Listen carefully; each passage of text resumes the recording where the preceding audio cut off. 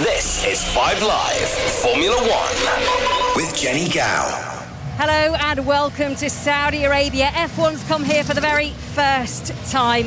And what a treat the fans here are in for, because Max Verstappen could, by the end of today, become a Formula One world champion for the very first time. But one man under the lights here in Jeddah is trying to stop that from happening. It is Lewis Hamilton, and he is the man in pole position. He's just 1.5 meters away from me. The fans jetting down onto the car. It's an exceptionally warm night here, very muggy, very close. Everybody wearing vests to try and keep themselves cold, because they're cool vests. The fans have got off. Hamilton's pride helmet is illuminated by the thousands of lights shining down, and Jolyon Palmer, former F1 driver, and Jack Nicholls are standing by. And what a treat this season has been, and what a treat it continues to be, Jack. We could end up at the end of this Grand Prix with the title protagonists tied on points going into the final race of the season. And even if they're not tied at 0-0, if Hamilton has a 1-point lead or Verstappen has a 1-point lead, they're basically tied, and it's a winner-takes-all in Abu Dhabi in a week's time. So from a neutral point of view, I think that is what I would like. Obviously, Max Verstappen would like to wrap up the title today. Lewis Hamilton would like Verstappen to run into trouble and he to take the lead of the championship fight going into the final race. Hamilton on pole, Bottas second, Verstappen third. 50 laps. It's going to be a very short race in terms of time, and I think it's going to be frenetic. Well, I'm talking to a man who knows exactly how tough it's going to be. Toto Wolff, the boss of Mercedes, is here with me. And Toto, you're standing next to your two guys, locked out the front row. What a dramatic qualifying it was. It was very dramatic qualifying. Very. I think that Max was probably 4 tenths quicker than us and should have been on pole if not for the accident. So here we are, 1 and 2. We'll take that, but obviously we need to have a good start and a good race, because that's where the points are scored. How stressed do you feel at the moment, with the championship potentially could be won tonight by Lewis's rival Max Verstappen? Whoever wins the championship merits to win the championship. It was so close between both teams and drivers. So I'm in peace with me and try to look at it from the sportsmanship side. And this race, it's going to be tough, very challenging. It's a short run down to turn 1. How convinced are you that everybody can keep it clean? I would very much hope so. There's so much at stake. I don't think that anybody wants to have a shunt or so. Thank you very much, Toto Wolff, speaking to me at the front of the grid. Jolyon Palmer, it is tense between the two teams. It's been tense all year, hasn't it?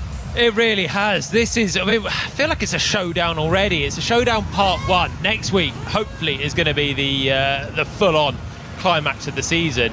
But this is a chance where it can be wrapped up in the first place. And it just feels there's a lot of tension in the air. We're under lights. There's a spectacular light show going on as well at the moment. Let me find out how tense it is on the other side, because I'm here with Christian Horner, team principal of Red Bull. Christian, just talking to Toto, how tense do you feel going into this one? Well, look, I don't think it's a matter of tense. I mean, obviously, there's always that pre-race apprehension, but we just got to get stuck in and go for it. And it's a tough track. We saw that yesterday, but anything can happen. It is very unforgiving, this track. The walls are close. It's a very high-speed track as well. What's the strategy off the start? Well, you just try and get a clean start, see where you are down at the first turn. I mean, Mercedes are going to defend hard. I'm sure they've got a game plan, but we got to do our best to get amongst it. We'll see where we are at the end of the first lap. This feels quite a momentous moment. You know, we could end up the end of this race and Max Verstappen could be a world champion. Do you let that creep into your mind? No, not at all. It's just another race in that, we need to beat them. And, that's our focus going into this race, like any other. So that's what everybody's mind is set on. Have you got your lucky pants on today? Shit, I told you about those, didn't I? Sorry about that. Excuse the language. I'm going to get chucked off the grid, so I will walk in the direction of the left. What? Because of the swearing? You're getting chucked off the grid? That's a little bit harsh, isn't it? I don't think that's the reason I'll get chucked off the grid, but I normally get chucked off the grid at 5 minutes to the race, and it is 5 minutes to the race. I don't think, if you weren't listening to the podcast, you won't know what that was, but Christian Horner was saying that he does have some superstitions, and one of them is some lucky underwear. So, the scene is set. Jack Nicholls, I mean, the crowd here is so passionate. They're loving the fact that they could see a title being decided under the lights here. It's a spectacular scene.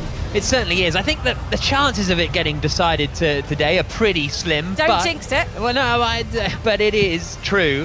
What I found quite interesting in what Toto Wolff said there was, we don't want to see a shunt at the first corner. And actually, Jolyon, a crash between them is kind of no good for either of them, whereas many times we've seen in the past it can be good for one or the other. But it's still, Hamilton could take the championship in Abu Dhabi. Like, the points gap isn't big enough, right? Or do you think it's fine for Verstappen? What are you on about? A crash today is great news for Verstappen because it means he goes to Abu Dhabi, assuming they're both out the race, with an 8-point lead. He doesn't even need to beat Hamilton then in Abu Dhabi. He's just got to beat Bottas. Now, there's only one race all year that he's not beaten Bottas. A crash between them today is massively favourable for Verstappen. Hamilton's the one that needs to not have a collision. He needs to win this. If Hamilton doesn't win this race, he's got a lot of work to do in Abu Dhabi, and quite frankly, Bottas has a lot of work to do in Abu Dhabi as well, and possibly a lot of midfielders as well, because he's got to be getting that points gap to less than 7 points with the last race, because that's the difference first to second. At the moment it's 8. He has to beat Verstappen. Countback is what confused me there, because Verstappen has more points, more wins on countback. So even if Hamilton managed to get that 8-point advantage in Abu Dhabi, Verstappen would win on countback. And a win with fastest lap as well. You don't want to have to do that, because we know the fastest lap point is not a complete lottery, but a 80% lottery, because you need to have the space to do a late pit stop with the way that the Pirelli tyres work. So this is a big day for Lewis Hamilton. He has to win. He's in the best place to win. But you have to say it's a big day for Max Verstappen. If he cannot get ahead of Valtteri Bottas in this race, full stop, he's going to be trailing in the championship by the time we get to the season finale next week. But if he can beat Lewis Hamilton and win the race, then he's got the championship in his grasp. So it's momentous, this one.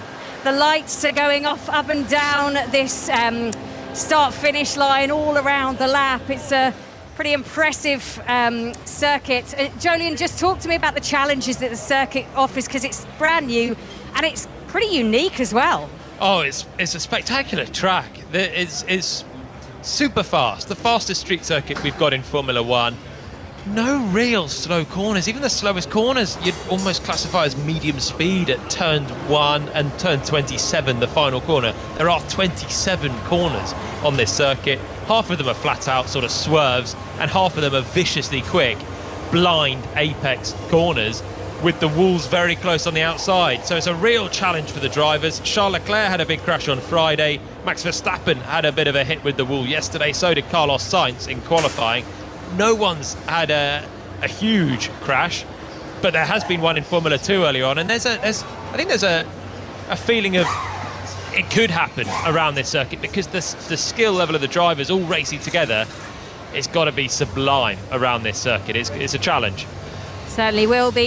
Have we spoken about the permutations enough, do you think, Jack? How can you just put it into, for anyone who's just joining us, put it into very brief summary? What does Max need to do to be champion today? Well, the long and short of it is he needs to win the race with Hamilton 5th or lower. Now, it depends on the way that the fastest lap points go, but if Verstappen finishes 1st with the fastest lap and Hamilton is 6th or lower, then he will be champion. So if Hamilton is 5th or above, basically, the championship keeps going. But again, there's only been one time this season where that permutation has happened, which was Monaco. Well, Hamilton putting on his gloves as the lights shine down on pole position. Next to him, his teammate Valtteri Bottas, and just behind him, the championship rival, the man who leads at the moment by 8 points, the man who could leave here as the 34th ever Formula One World Champion. Will it be today? Will his dreams come true? Let's find out, because this is 5 Live Formula One, and I cannot wait for this race. It's going to be good, isn't it? Valtteri Bottas about to have his tyre warmers removed, as of the rest of the grid, and everybody runs off, just leaving the 20 Formula One cars on the circuit and ready to take to the start of the formation lap. The grid, Hamilton on pole, Bottas alongside him on the front row, Verstappen, Leclerc and Perez the top 5, Gasly, Norris, Tsunoda, Ocon and Giovinazzi are the top 10, Ricciardo, Raikkonen, Alonso, Sainz the top 15. The formation lap is starting in 3, 2, 1, 0 for those of you syncing up. The rest of the grid is Latifi 16th, Vettel 17th, Stroll 18th, Schumacher 19th, Mazepin in 20th position. They are mostly starting on the medium tyres. Bar Lando Norris, who's on the softs, in 7th place, Ricciardo on the hards, Sainz on the hards, and Sebastian Vettel on the hards. The car's pulling away now and making their way around this circuit. Now the pinch points, let's say, you've got turns 1 and 2, which will be an overtaking opportunity. You've got the long left-hander at turn... Basically, they have turns 1 and 2, then you go into what we're calling the S's, then to a banked hairpin at turn 13. That leads into the meanders, which is sort of a slightly quicker sequence of corners. And then turn 27 is the final corner on the circuit.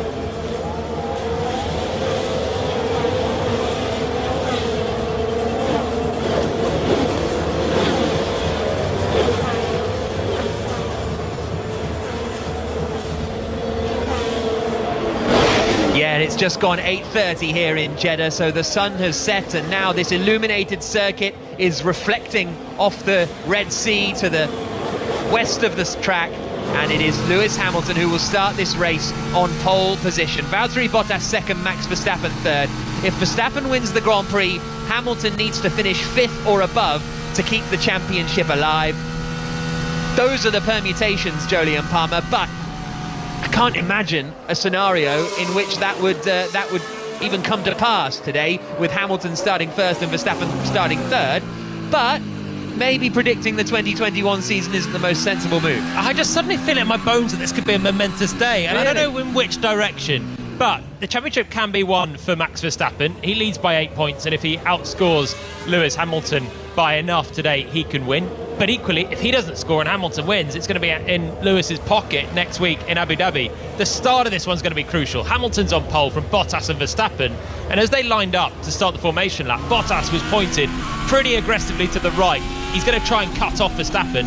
That's going to be a really important move that Verstappen's got to make to try and get straight to Hamilton. Hamilton will be on the right-hand side of the circuit going down towards the first corner. Valtteri Bottas will be on the left-hand side, and then Verstappen will be on the right-hand side directly behind Lewis Hamilton. So that will be the fight going down into the first corner, which is a fairly short run. Down by the track is Jenny Gow. Yeah, 240 metres down to turn 1, and the question is, has Max Verstappen and Red Bull taken a gearbox gamble? They chose not to replace it after he had contact with the wall at the last moment in qualifying yesterday. Cost him pole, but would it cost him potentially much more? Well, he's lining up third on the grid. Charles Leclerc is 4th in the Ferrari, Sergio Perez is 5th in the Red Bull, Pierre Gasly, Lando Norris, Yuki Tsunoda, Esteban Ocon and Antonio Giovinazzi are the rest of the top 10. The cars are lining up now at the very front of this very fast circuit in Jeddah. If Hamilton wins and Verstappen finishes second, they will go to the final round in Abu Dhabi level on points. Depending on which way the fastest lap point goes, it could be 1 point advantage for Hamilton or 1 point advantage for Verstappen, but they would be essentially tied. But we will find out over the next hour and 20 minutes or so whether that's going to unfold or whether Max Verstappen will win his first Formula One World Championship. The final 2 cars have lined up at the back of the grid. The penultimate race of the 2021 Formula One World Championship season about to get underway. Hamilton pole, Bottas second, Verstappen third. The race begins, and it's not a particularly strong start from Verstappen. Charles Leclerc is coming to the inside of him into the first corner, but Verstappen's later on the brakes. Perez locks up and almost goes into the back of his teammate, but the order is the same. Hamilton leads, Bottas second, Verstappen third, Leclerc is 4th, Perez is 5th. They come now into the S's sequence of corners, and that start went pretty well for Mercedes, Jolyon Palmer. Verstappen didn't get the launch he needed from theoretically the slightly cleaner side of the grid, the racing line. He just didn't get the jump, so he's still behind Valtteri Bottas, but he can keep the pressure on now on this first lap. He's quite close as they come down towards turn 13, and then once they go through this banked left-hander, there's going to be some longer straights where he might be able to have a bit of a run. He needs to try and clear Bottas as soon as possible. Very clean start. All 20 drivers made it through the first couple of corners, but here comes Hamilton now through this very fast sequence where they'll get up to almost 200 miles an hour, then lose about 50 miles an hour as they swing left through turn 22, and then get on the power to 200 again, coming up to the final corner at turn 27. Verstappen is right in the slipstream of Valtteri Bottas in the fight over second place. Hamilton is leading the way. Bottas is dropping back a little from Hamilton on this opening lap. Verstappen is a little too far back at the moment. This is lap 1 of 50, about an hour and 20 minutes, a one-stop race anticipated, so it's not all over yet for Verstappen, but coming into the final corner at turn 27, that was where Verstappen hit the wall yesterday. It's neat and tidy this time from the Red Bull driver, and so as they come across the line to complete lap 1, Hamilton leads. Valtteri Bottas is in second place, a second behind. Verstappen is only 0.6 seconds behind Bottas as they come down towards the first corner. Still not close enough to make an overtake. Leclerc is fourth, Perez is fifth. There's battles for 10th position as Antonio Giovinazzi is trying to defend from Fernando Alonso, but it is very, very steady at the front at the moment. We'll be back to Villa Park shortly for the rest of the Villa-Leicester match, but Mercedes have that really under control. It's only lap 2 of 50, but it's looking quite stable at the moment. It's the perfect start. We've seen the last 3 Grand Prix. Bottas has started ahead of Verstappen and lost that position early on. This time, he's still in second place. He's the perfect rear gunner right now for Lewis Hamilton. Yesterday, Red Bull were quicker, but Mercedes took pole position because Verstappen hit the wall on the final corner when he was destined for pole position.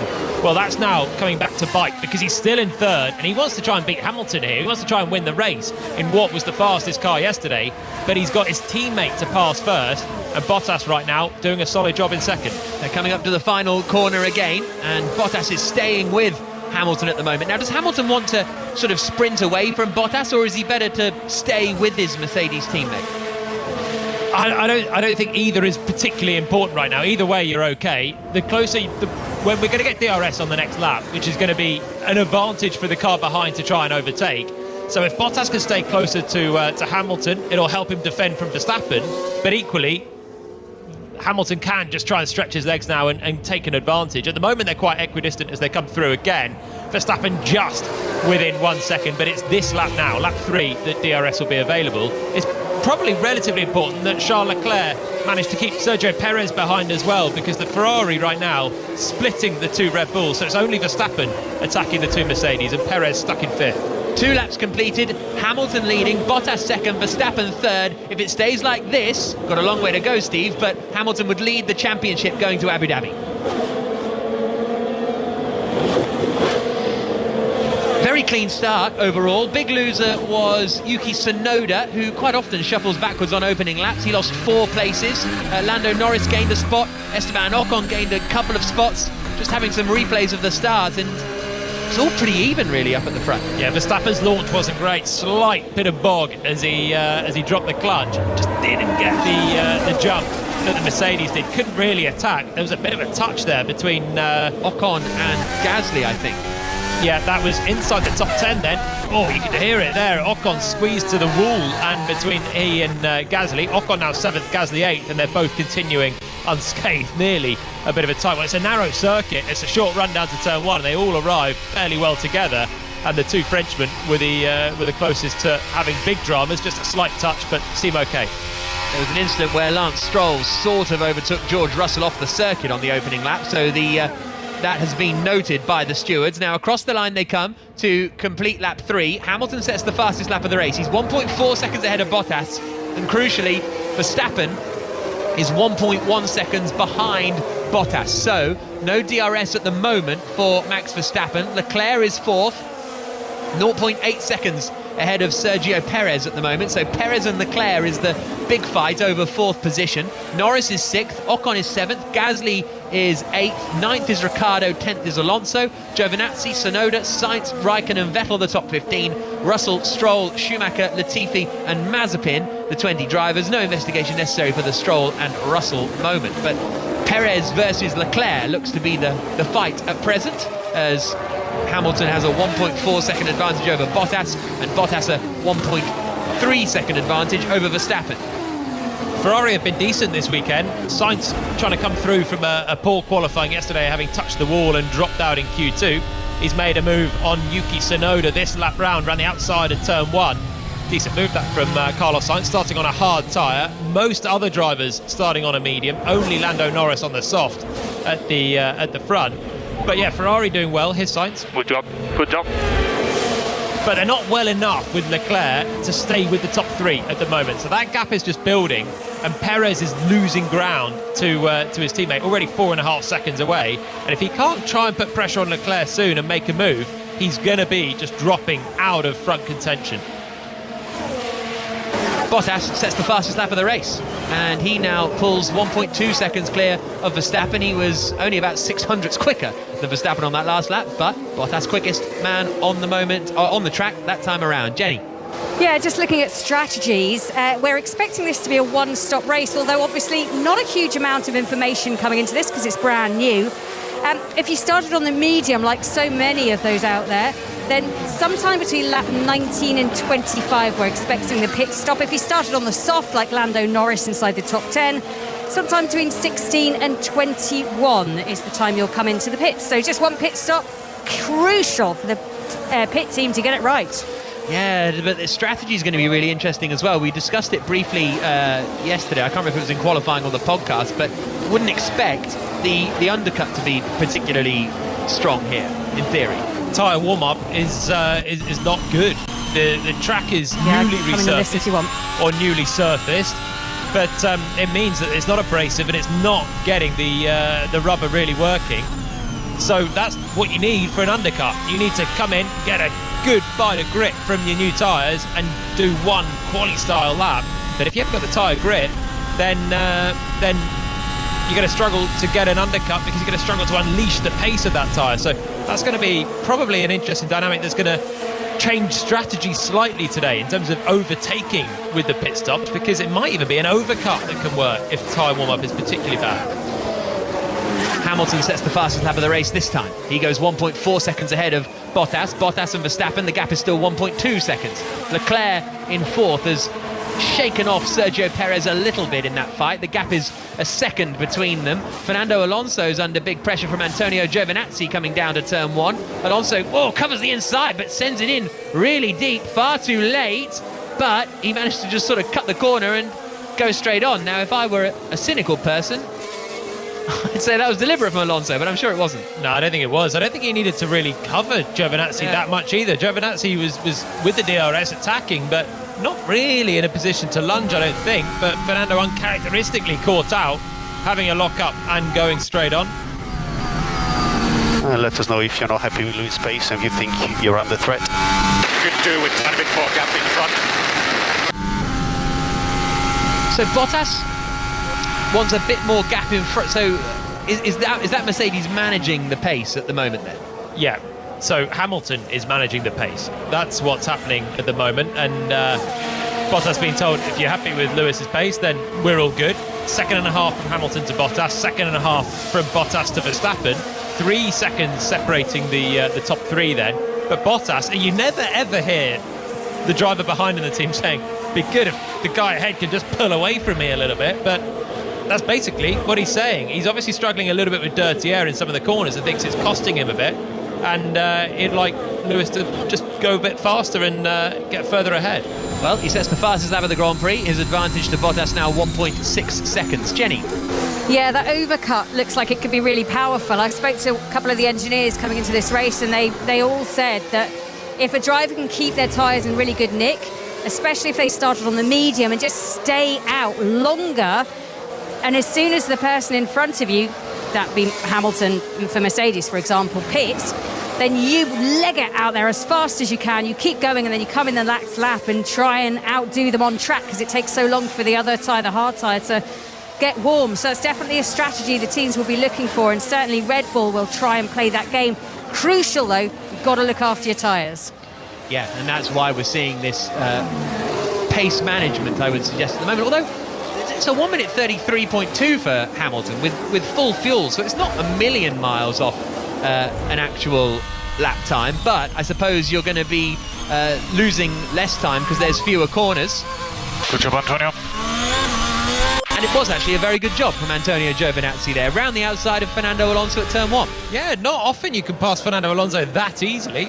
He made a mistake the lap before, and this time didn't go straight on, Alonso in trying to defend, and Giovinazzi just swept around the outside of turn 1, at the inside for turn 2, and took the place. So the Alfa Romeo that started in the top 10 is back into the top 10 with a nice move. Lap 8 of 50. Hamilton leading the Grand Prix. About 2 seconds of fuel weight, apparently, for this Grand Prix. That's how much slower the cars will be going because of the fuel load in the car. Daniel Ricciardo is getting ahead of Pierre Gasly round the outside coming into turn 1. Giovinazzi having got past Alonso. Alonso is now under pressure from Sainz. Sainz sends it in from a long way back and gets the move on his compatriots. So Sainz now up into 11th, Alonso down to 12th, lap 8 of 50. Jenny?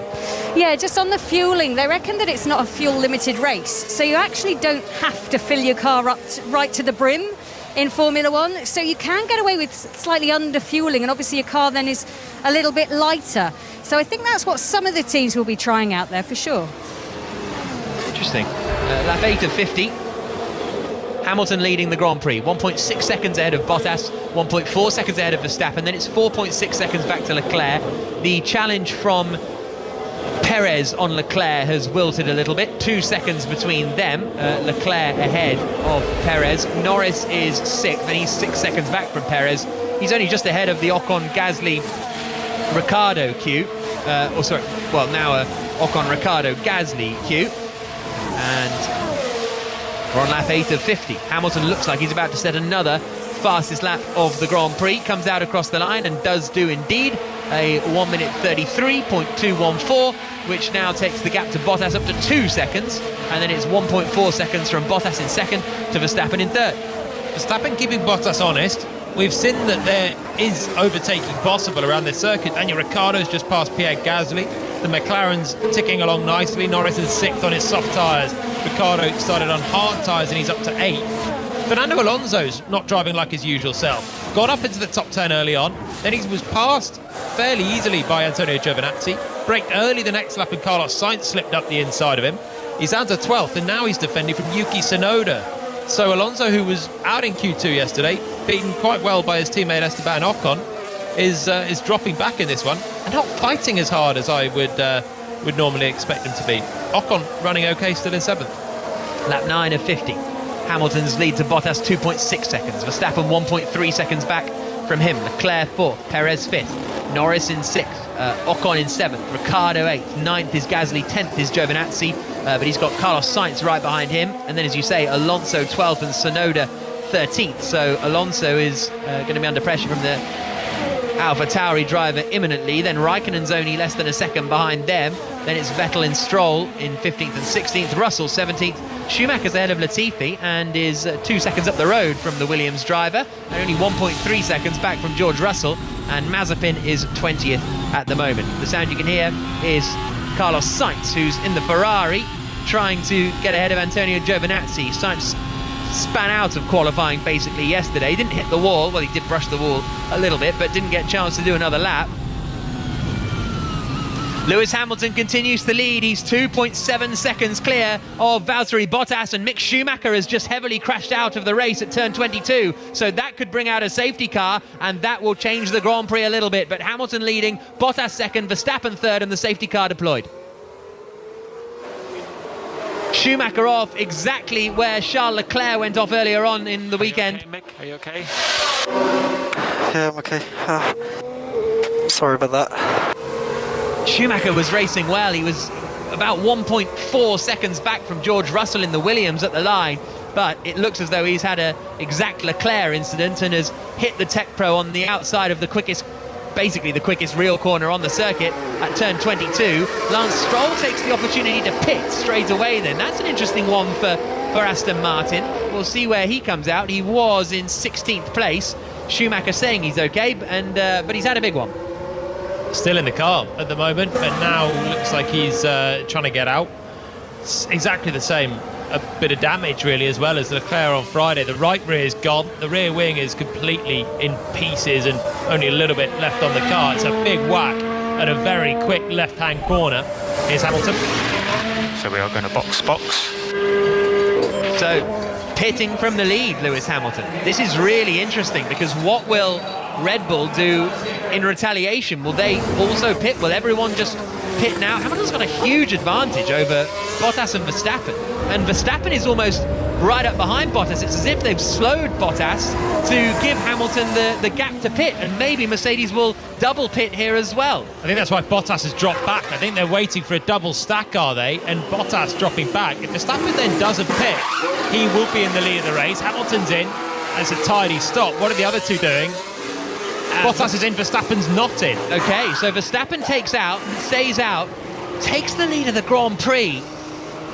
I don't see how that's going to work out for Red Bull, really. Okay, a long way to go. We're on lap 11 of 50, and Sergio Perez does pit from his fifth position. So Hamilton pitted. Into the other pit comes the McLaren of Lando Norris. So was Verstappen the only one not to pit? Yeah, because everyone else has pitted, I think he's going to have Lewis Hamilton still right behind him, having pitted. 40 laps to go. Red Bull needed no one else to pit, really, and Hamilton to tumble down the order. But the field spread was quite high. There were only 5 cars within 20 seconds anyway of Lewis Hamilton. All of them pitted apart from Verstappen. So Hamilton has made a pit stop. He's on hard tyres that will go to the end of the race. And he's sitting right behind the race leader with no time difference. It's a full safety car, so they're going to bunch up. Verstappen leads now, but he's got to make a pit stop. This looks like, well, it's worked out very well for Mercedes. I presume the thinking here from Red Bull is, if Verstappen can pull out, let's say 10 seconds as an argument, if Verstappen on the medium tyres, with a quicker car in qualifying yesterday, can pull a 10-second margin to the Mercedes by, I don't know, lap 30, 35, here's Verstappen's radio. Valtteri's driving massively off the pace. I agree, it's an absolute... That shouldn't be allowed, what he does. I'll get onto that in 1 second. So basically, if Verstappen can pull away 10 seconds and then chase down Hamilton at the end of the Grand Prix, potentially, that's the only thing they've got to go for now. Hope that degradation is higher than expected. It hasn't looked like that through all of practice. I have to say, even the soft tyres hanging on really well all the time. But that's the hope now for Red Bull, is the degradation comes up and Hamilton and everyone else that's pitted run into trouble, and they also have to make a pit stop or are very slow at the end. Just in a replay of the Schumacher crash, and it was exactly the same as Leclerc on Friday. Turned it into the left-hand apex in turn 22, lost the rear of the car just as he was getting to the apex. A classic oversteer, really, and he was straight plunged into the wall. Big one, but he's out of the car and okay. 5 Live might interrupt us for this, but the Bottas behind the safety car thing, you have a delta, don't you, as a driver to follow when the safety car's deployed, or is that only virtual safety car? It was extremely slow, and I think... Can the safety car go faster? We're driving 100. Verstappen wants the safety car to go faster to keep temperature in the tyres. I think there's a rule that says you can't go unnecessarily slowly. But you don't get an instant delta in the way you do with the virtual safety car. That's to stop you going too quick. There's nothing to stop you going too slow. So it's a speed limit rather than a low you can't limit. go too quick in the first lap. Max Verstappen is now leading, but he's yet to make a pit stop. The safety car came out because of a crash for Mick Schumacher. Hamilton and Bottas pitted, Verstappen did not. So we're on lap 12 of 50. Verstappen leads. He has got to make a pit stop. Hamilton and Bottas do not. So an interesting race about to unfold on Sports Extra, and we'll be with you for the end of it.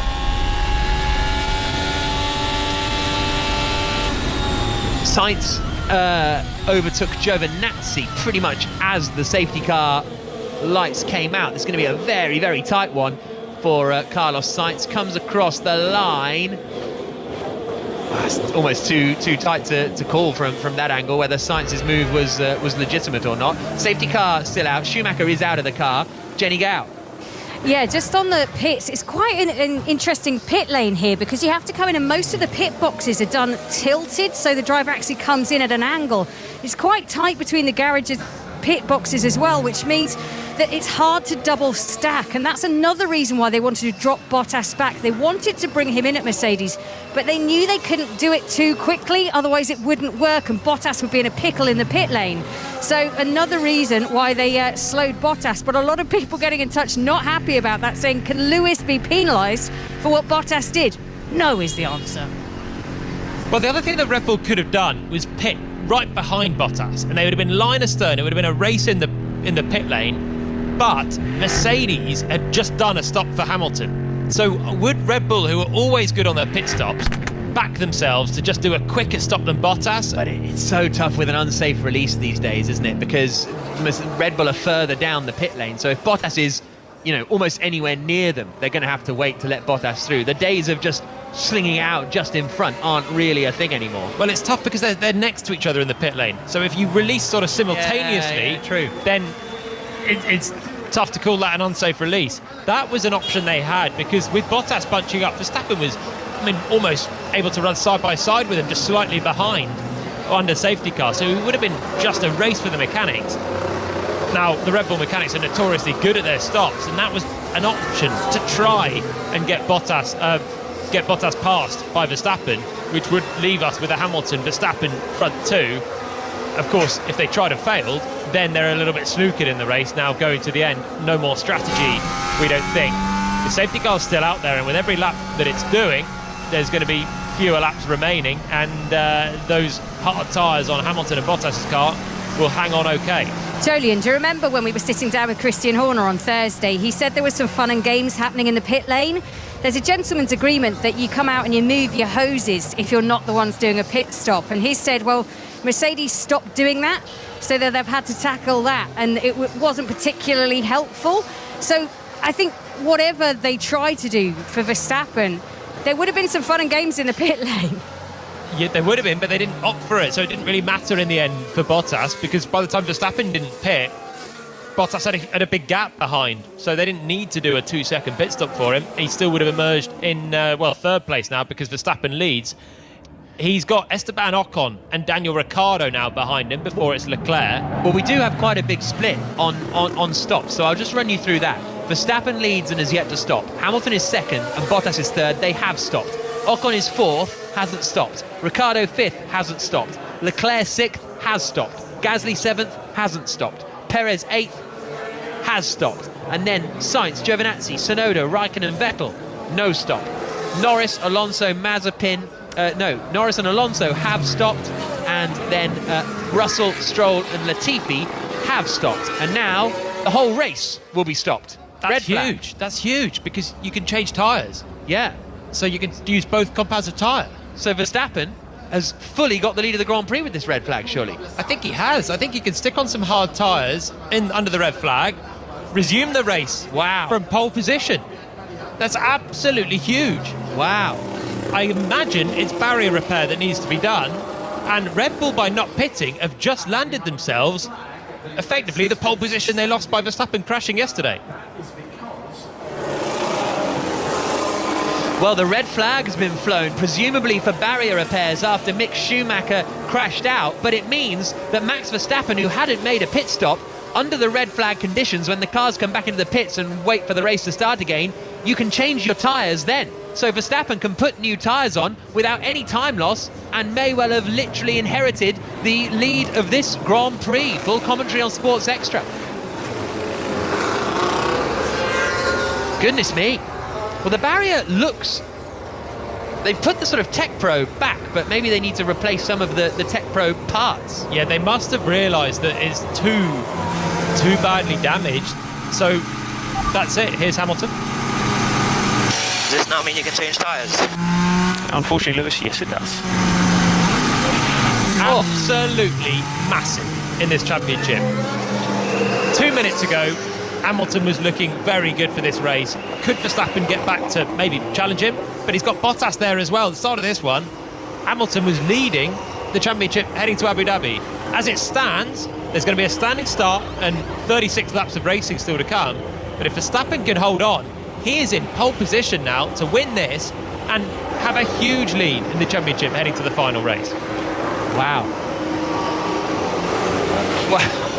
If luck has been hard on Verstappen at times this year, it's just paid him back some. That is a huge moment in this championship season, potentially. It's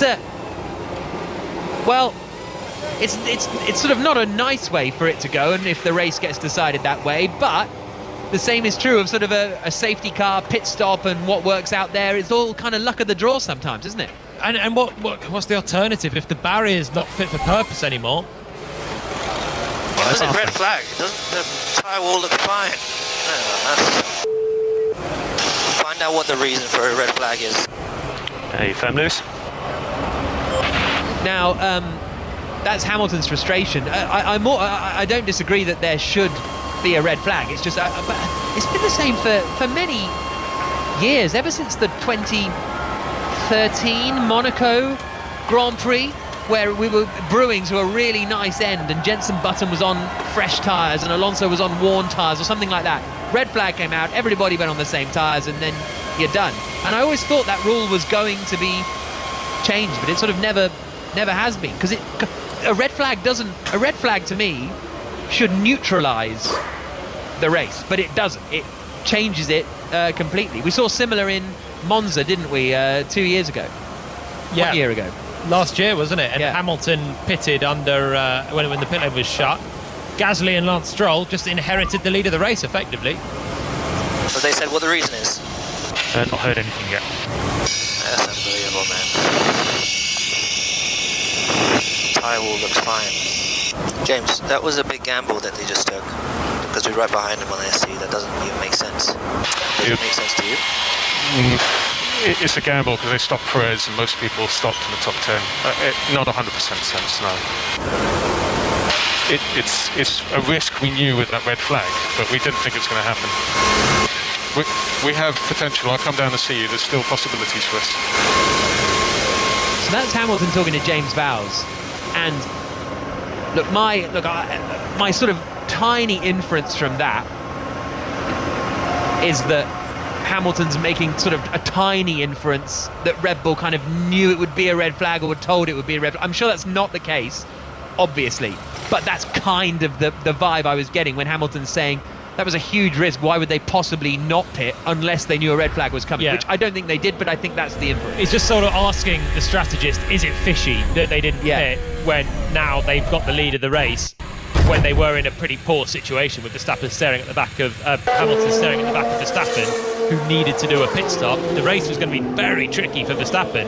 Suddenly, it's an absolute game changer. He has victory in his own hands by this red flag that's come out. Now, this is Lewis that's fighting for a championship. He's 8 points down. He was in the good position, and through sheer luck and a barrier repair, his season has all just unravelled or become immensely tougher because he has to win this race. As it stands, Verstappen is not going to be champion today. It's going to go on to Abu Dhabi, but he'll have a 15-point lead, which means that if Hamilton wins in Abu Dhabi, Verstappen can finish 5th and be champion, which he can do with ease. So it's absolutely crucial that Hamilton wins. Even better, Bottas comes second. That's how they were running early on. But with this red flag, Verstappen has just inherited the lead and the two Mercedes are behind. It's an incredibly tough turn of fate, this. I think a lot of people thought it in Brazil. If Hamilton was going to win this championship, he was going to have to work really hard for it. And once again, it seems to be the same, doesn't it? If Hamilton is going to get an 8th title, my goodness, he's going to have to work his socks off now. And did Red Bull take a gamble thinking it could be a red flag, or did they just decide, let's not pit? I don't think they were thinking red flag. Yeah, I think they've just done, let's do whatever different, because otherwise we finish 3rd whatever happens. Let's get some clear air, we have the fastest car, and let's see what happens. If they could get 10 seconds to Hamilton, come out on fresh tyres, they could charge for the end of the race. I think that's what Red Bull were thinking. You couldn't predict that there needs to be barrier repair after that accident from Schumacher. Mick got out the car, they winched the car off okay, and then the barrier, as Hamilton has said, it looked okay. So there was nothing there to say, oh, there's a hole in the barrier and it's obviously going to be a red flag to repair it. We've not been told that it's a barrier repair that has to be done. But that's the implication, because there's nothing else out there. The car's removed and it's just the barrier that is being looked at. I don't think Red Bull could have seen that coming. I think it's luck on their part that they're now in pole position. Now, Jenny, Quixotic Geek says Hamilton has now used both compounds, so he could go back to new mediums, and Verstappen has to go for the hard tyres. 36 laps to go. Can a mediums do all of that? They think because, I mean, the problem is they don't know. They don't have the data that would show them exactly what happens to these tyres if they go really long on them, because they haven't had that much running, and certainly not that much representative running. Pirelli have put a kind of, they haven't put a hard limit on. It's not like this is the rule, but the thinking is that you could get 30 laps out of the medium, 20 from the soft, and 40 from the hard. But I think there's definitely a thought that they can go longer. So do you take the gamble? And I'm just furiously flicking through my phone to tell you what they all have available to them. Because when it comes to Hamilton and Bottas, they had one new medium coming into this race. And Verstappen and Perez have one new medium as well. They had one new soft each for Hamilton and Bottas, no new soft for Verstappen. And then when it comes to the hard tyres, they all had one set of new hard tyres. So, I mean, that would be a gamble, wouldn't it? But they're going to have to do something. And off the start, that's Hamilton's next big chance, isn't it? Yeah. That must be what James Vowles was referring to. We've got options. They have now used both compounded tyre. They can go for the new medium. Verstappen has to go for the hard tyre. Or two... Well, no, soft. No, it's got to be hard tyre to go to the end. And that's sorry, I meant Hamilton. Could he do they could two-stopper on a soft? Think about just doing a soft and see what happens, and that will give them a big advantage in traction as the lights go out. It's going to be a standing start, and the standing start is going to come in only 8.5 minutes' time. This is the slightly awkward part. 9 minutes now until the... well, no, you're right. 8 minutes now until the restart of the race. Okay. It doesn't look as though they've replaced any barrier. They've just had a look at the barriers and deemed them fine, but that sort of appears to be it. Now, safety is paramount. Safety is the most important thing. I'm in no way against a red flag for safety matters. That's fine, but it is a bit of a tough one to red flag the race for barrier repairs and then not repair them. That's going to be another tough thing for Mercedes to take. What's the total time for the red flag? I think that it will make it 18 minutes of red flag, but we've already now got the race resume time, so presumably it's fixed, which means it's, well, I think it's a total of 8 minutes that the race was red flagged on our timing screens, and then we get the message that it's ready to resume in it was 10-minute warning. 8 minutes between the red flag coming out and the race can be resumed. Could that have been done on a safety car?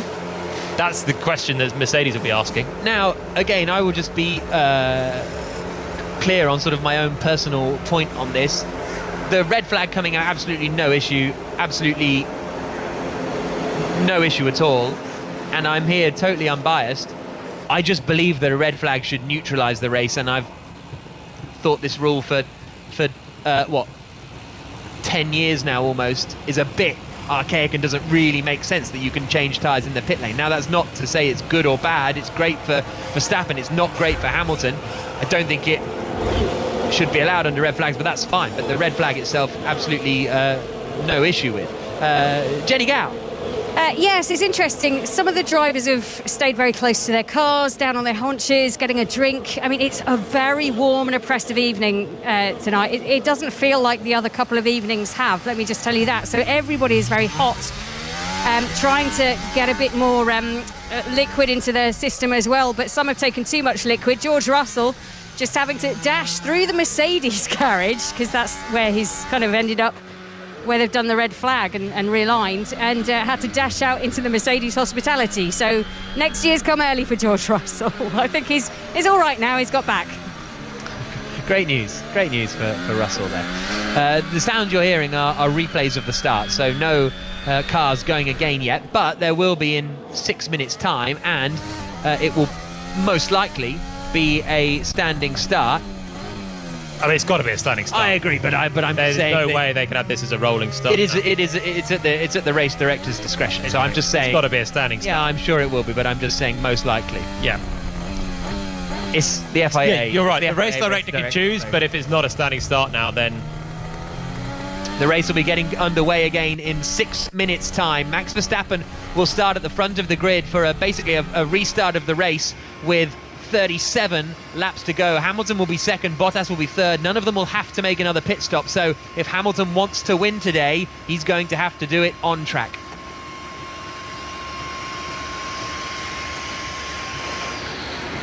Oh, goodness me.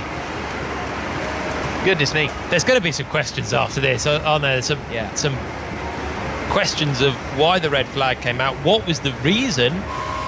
Barrier repairs. There was an inspection of the barrier, but barrier repairs take quite a long time. Yeah. And so it looks like they've inspected the barrier and actually there's no way. Okay. Look, I don't know, but I've seen a lot of Tech Pro replacements over the years. It doesn't take 8 minutes. And usually Michael Massey's down there and inspecting it himself. He's a hands-on man, and he's not been down there. I had a look, I don't think, and I think they seem happy with the barrier as it was, but we'll have to wait till post-race for a lot of that stuff. For now, it's game on, big time at the front. Well, this now, Jenny, is the race we were going to have if Verstappen didn't hit the wall yesterday. Yeah, I suppose that neutralises that situation, doesn't it, and puts it back to square one. We got through 15 laps of a 50-lap race, so it is going to be a thrilling part two. And I just think the drivers, the teams, the engineers, the mechanics, they're all so well briefed about what to expect. They spend all night looking at strategies. They come up with a plan A, plan B, plan C. But this throws all of that planning straight out the window. So now they have to scramble. They've got the teams back at their bases, wherever that may be in the world, a lot of them based in the UK, that are sitting there scratching their heads going, right, how do we get the best result out of this for our driver/drivers, if you've got two in the race still? How do we get, for example, Verstappen to win this race? How can we get Hamilton to win it? And the drivers will go into this not knowing all the finer details. So it's going to be, I mean, there's not a huge amount. It's not like they're going to have to stop again, but they've got to pick the right strategy right now. And, you know, just over 3 minutes to go until restart. This is really hairy stuff for a team. Well, one thing that is clear is Verstappen will have to start on a hard tyre, and he will have to go to the end of the race on it. So Verstappen's got to do 36 laps on a hard tyre. Hamilton has the choice of tyre. He can choose a hard, medium or a soft. Presumably, he will go for something softer than a hard to just try and give him the edge and get down the inside of Verstappen at the start. Now, Max didn't have a good start the first time around. He only just held on from Charles Leclerc. That will give Mercedes a bit of hope. And I just feel that Hamilton here is going to send he's going to send a lunge, if he possibly can, down the inside of Verstappen. So, James, what's the scenario now? What we got to do? Hi Lewis, main thing is this. Everyone's going to go to the end of the race on these hard tyres now, but you had car pace at the beginning, and there's a few options we can throw in there with additional VSCs and safety cars. Main thing for now is pressure him. You had car pace. So that's the chat with Hamilton and James Vowles. Part of me, I'm sure it isn't, I get a feeling that feels like a bit of a bluff, because they'd have discussed this before Hamilton got back in the car, and then it's like, right, let's trick him and say this on the radio. I'm sure that isn't the case, but it feels a little bit like that. Well, it might be with the season that we've had so far, bluff and double bluff. I also think the main reason for the red flag was to get those of you who were forced to listen to the football on the BBC Sport website for the opening part of this race. We just threw the red flag so that you could join us, and then you can hear the rest of the Grand Prix. But in all seriousness, my apologies for that oversight. I hope you're enjoying the Leicester versus Villa game, but we're very happy to have you with us. So thank you for sticking with us and joining us. Session's going to start in a minute and a half. And those that join us now will join us for a very fruity, critical race start. You missed the boring stuff. You're with us for the good stuff. Yeah, Hamilton cannot accept defeat here, really, because it's championship defining these next 36 laps. Verstappen on pole. We think he's got the fastest car. Certainly it was the quickest one yesterday. Is it the quickest on the long runs? We don't know. Actually, Mercedes were quite good on Friday, but the long runs were not that long, and there's no huge data gathered around this new circuit. But Hamilton has the inside for this start. That's going to be the critical point. If he can get half a car alongside Verstappen, then we've got the two championship rivals side by side, and I think there's a bit of red mist for Lewis at the moment. Jenny. Yeah, I'm just at Mercedes actually, and James Vowles is the man of the moment, isn't he? He's the chief strategist for Mercedes. He's the one that was speaking to Lewis Hamilton a moment ago, saying we've got some options, just go aggressive. He's just run out the back of Mercedes garage into the hospitality unit with some consternation. So fascinating times, and as you say, Max Verstappen, his tyre blankets have just come off, and as you predicted, a nice shiny new pair of white hard boots on that Mercedes. Hard tyres as well for Lewis Hamilton, so they have done the same thing basically. The sprint down towards turn 1 going to be completely vital. And for those of you syncing up, 2-1-0, the pit lane is now open. The cars will go out behind the safety car, line up on the grid and go for another start. Now this has also worked out not just for Verstappen, but for Esteban Ocon, who's now 4th, Daniel Ricciardo, who's now 5th, Gasly, who's now 7th, Sainz is now up into 9th place. So although they didn't gain quite as many places, but really Ocon and Ricciardo, the two other big winners from this. Perez has gone out on a new medium. That's interesting. So he is going to be 8th on the grid, Sergio Perez. Yeah, he's got work to do to try and get back. Was 5th. Charles Leclerc's lost out. He was 4th and took a pit stop. He's dropped down to 6th. The biggest loser of all is Lando Norris. Was running 6th. He's down in 14th. So Lando with a huge amount of work to do to get some points back. All down the order. This red flag has had implications. Ocon starts 4th, but he's on a medium tyre as well because he started on the hard. He just did a start from the pit lane. No, that's the start in the pit lane, right? Yeah, he did a practice start. That's Hamilton saying Max Verstappen did a practice start in the pit lane. Trying to get everything he possibly can. Correction, it's Daniel Ricciardo on the medium tyre because it was Ricciardo who started on the hard outside of the top 10. So it's going to be tougher for him to get to the end. Verstappen did do a practice start in the pit lane. So do we want to get the title decided by Verstappen now getting a penalty for doing a standing start in the pit lane? It's not for me. Not for me. I mean, if it's against the rules, it's against the rules. But a standing start or an aggressive pull away, yeah, it's a grey area. Wait, why is the safety car driving so slow? We cannot heat the tires. Verstappen now frustrated that the safety car is driving so slowly.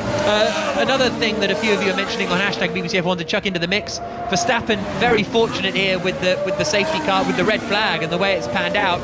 Hamilton in Imola, very lucky with the red flag and how it panned out, because that would have been 0 points for Hamilton. He ended up getting 18 because of a red flag. Yeah, that's what I've already said it. Yeah. Verstappen's had his fair share of bad luck, or Hamilton has had a few doses of good luck. That was certainly one of them. So it's a bit of payback maybe for that for Max. Imola's round 2. It's a long time, a long way ago. This is crunch time now. Penultimate race. The championship can be decided. So suddenly everything is heightened, isn't it? Every emotion. Mate, Lewis is leaving way more than 10 cars. That's just not okay. And now Verstappen's complaining that Hamilton's leaving more than 10 car lengths that you technically have to keep behind the safety car. Can we bring in a booking system? Yeah. When you start crowding the ref. That's basically what this is now, isn't it? They're all just trying to dob each other in to race director. Get on with it. Lap 14 of 50. It'll be lap 15 of 50 when the race begins again. And Max Verstappen will be starting on pole position. On the right-hand side, heading towards the left-hander of turn 1. Mate, it's still more than 10 cars. This is not allowed. Well, Verstappen's still complaining. Oh, the stewards. The stewards, they've got some big calls to make. Hamilton's been doing this sort of thing all year, though. Just he drops a long way back from the car ahead. He did it in Brazil from the back of the field in the sprint to a larger extent than this, I think. He has dropped back a long way. Verstappen is now stationary on the grid. Now Hamilton pulls into second. Here we go. The order is Verstappen, Hamilton, Bottas, Ocon, Ricciardo, the top 5. Leclerc, Gasly, Perez, Sainz, Giovinazzi, the top 10. Sonoda, Raikkonen, Vettel, Norris, Alonso, the top 15. Mazepin, Russell, Stroll, Latifi, the 19 drivers. And we were discussing actually whether whether we still get nervous at race starts, and I said no, I don't, because I'm so focused on commentating. I am for this one. Max Verstappen is about to restart this race from the pole position that he nearly had yesterday. There's going to be 36 laps remaining. Verstappen on pole, Hamilton second, Bottas is third. None of them have to make another pit stop, so this is going to be a sprint to the finish. Can Hamilton get the best start and take the lead of the race into turn 1? Can Verstappen hold on? The restart begins now, and it's a pretty good getaway from Hamilton. He's getting up alongside, and he's getting ahead. Lewis Hamilton back into the lead of the Grand Prix. Bottas almost crashes into Verstappen. Verstappen overtakes Hamilton off the circuit, and then Esteban Ocon comes up the inside and gets into second place. Verstappen leads, Ocon is second, and there's a spin for Perez. Perez is off, and there's a big crash at the back. A few cars involved, but it is Verstappen who holds the lead. Ocon is second, and Hamilton is down to third after looking like he'd taken the lead of the race, Jolyon. That Verstappen move wasn't on though. He was off the road trying to repass Hamilton and barged his way back on. It was a bit like Monza without the contact. Mazepin also heavily in the wall further back. There's going to be a safety car right now again. Perez may get his car back. Verstappen leads from Ocon now because he barged his way back on the track. Both of those championship rivals lost a huge amount of time. It was like Monza, but the move wasn't on. Max was too far back, and it's another red flag. Another red flag. Another red flag. The second red flag in this dramatic Saudi Arabian Grand Prix, and the cars will go back to the pit lane again, and then we'll have another, presumably, standing start restart with Verstappen on pole again. Are you okay, Maz? Are you okay? Yeah, mate. I'm sorry, I couldn't avoid this. Nikita Mazepin saying he is okay and getting out of the car. So, another red flag, Ali. Enjoy the rest of your match. We'll be filling some time over here.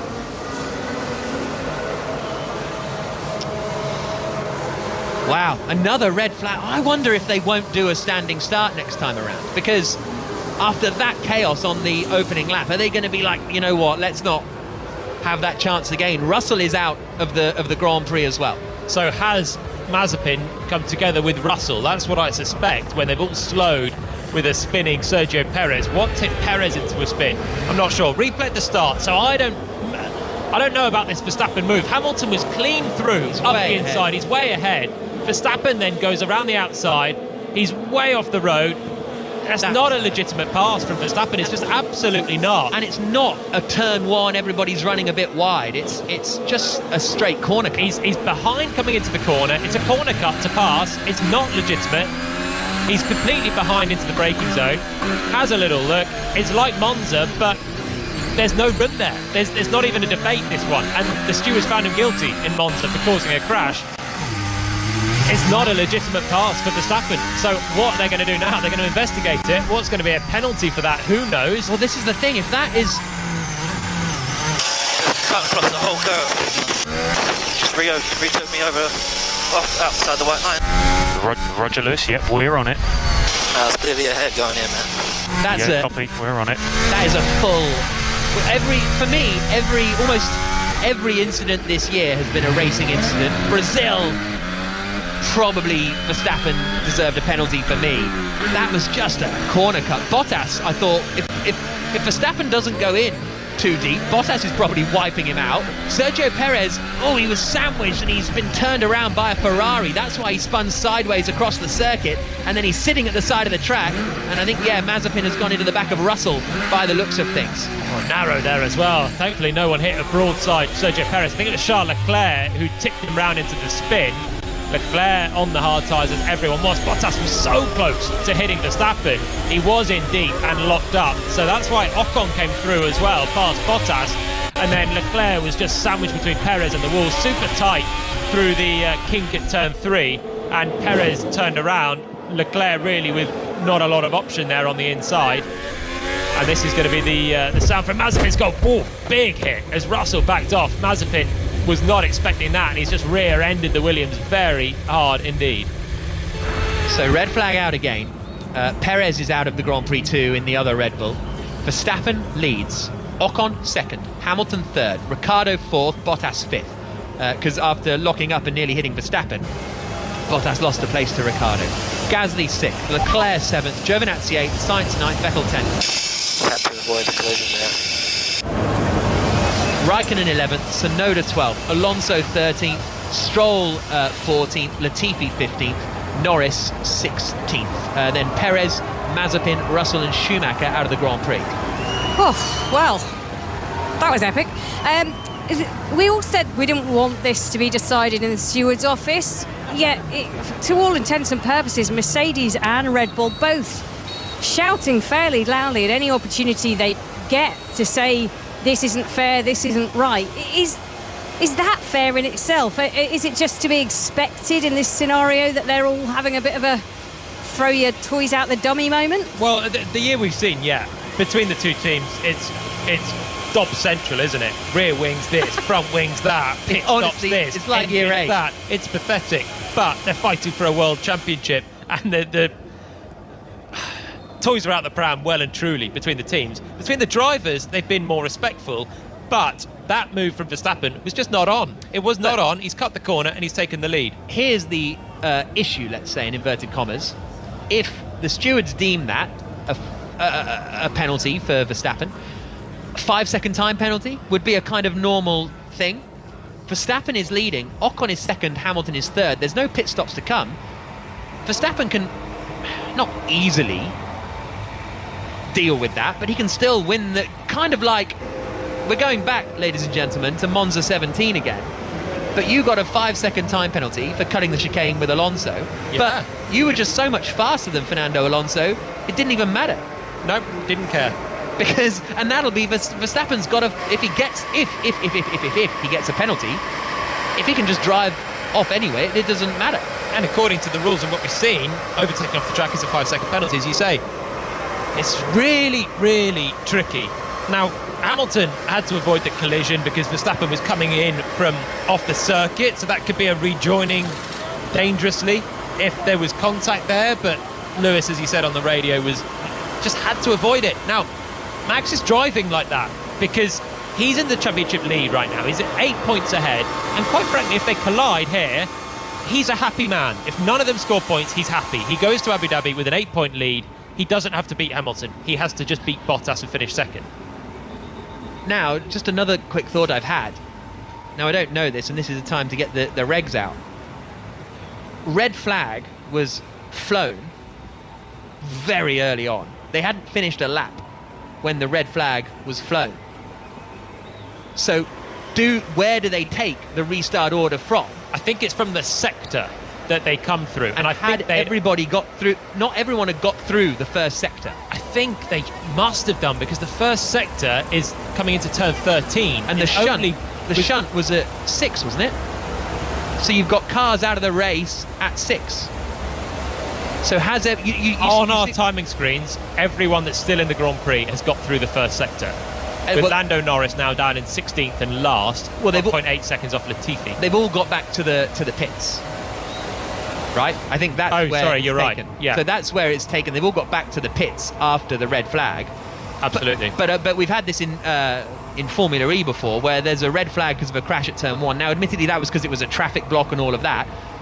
So if they do a sort of fresh restart, let's say, then from the original grid order, because if you have a red flag at a start halfway around the first lap because there's a crash at turn 1, you restart the race from that original grid usually. Anyway, I'm just chucking that in there. We'll try and get to the bottom of that one. And the stewards will, or race officials will as well. Well, actually, there's no point me looking at the regs because it's just whatever they decide on any given day. But I mean, they gave Bottas, what was it, a 4-place grid penalty and then a 3-place grid penalty in Qatar, and they changed it just before the start. Here we go. Here's Wheatley. Hi, I'm going to give you the opportunity to start from grid position 2 for this, based on what occurred at turn 1-2. Okay, thank you. We'll have an internal discussion on that. We felt we were pushed off there, so thank you for that. If we could have a minute to think about it. Yeah, if you can come back to me within a minute or two, that would be great. Okay, so that I think confirms what I was saying, in that it would be a restart from the grid order that the original restart came from. And Michael Massey is basically saying, give the place back to Hamilton by starting second and having Hamilton start on pole position. What a weird way to do this. Deal or no deal? It's come to BBC or to Formula One here with us. I mean, who'd have thought? Who'd have thought? Deal or no deal for the world? Go ahead. We would accept P2 on the basis that Ocon's on pole, correct? we would drop you. Well, we would drop you back behind Hamilton. Is where it sits. Sorry, Jonathan. Yeah, I thought you'd said. No, my apologies, because I hadn't looked at it. Back behind Lewis. I understood. That is my offer. I need another minute. Thank you. You have my suggestion.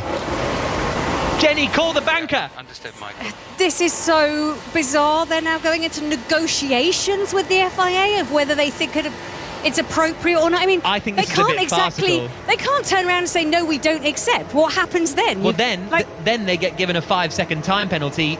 So if I'm Red Bull here, I'm starting on pole, I'm getting more than 5 seconds away, taking the time penalty, winning the Grand Prix. I'm surprised they've been given the option here. I guess it's like, it's the same as give the place back. Or take the consequences. Is deal or no deal, and it's got championship consequences. And I thought it was deal or no deal, but it came back with a bit of a barter.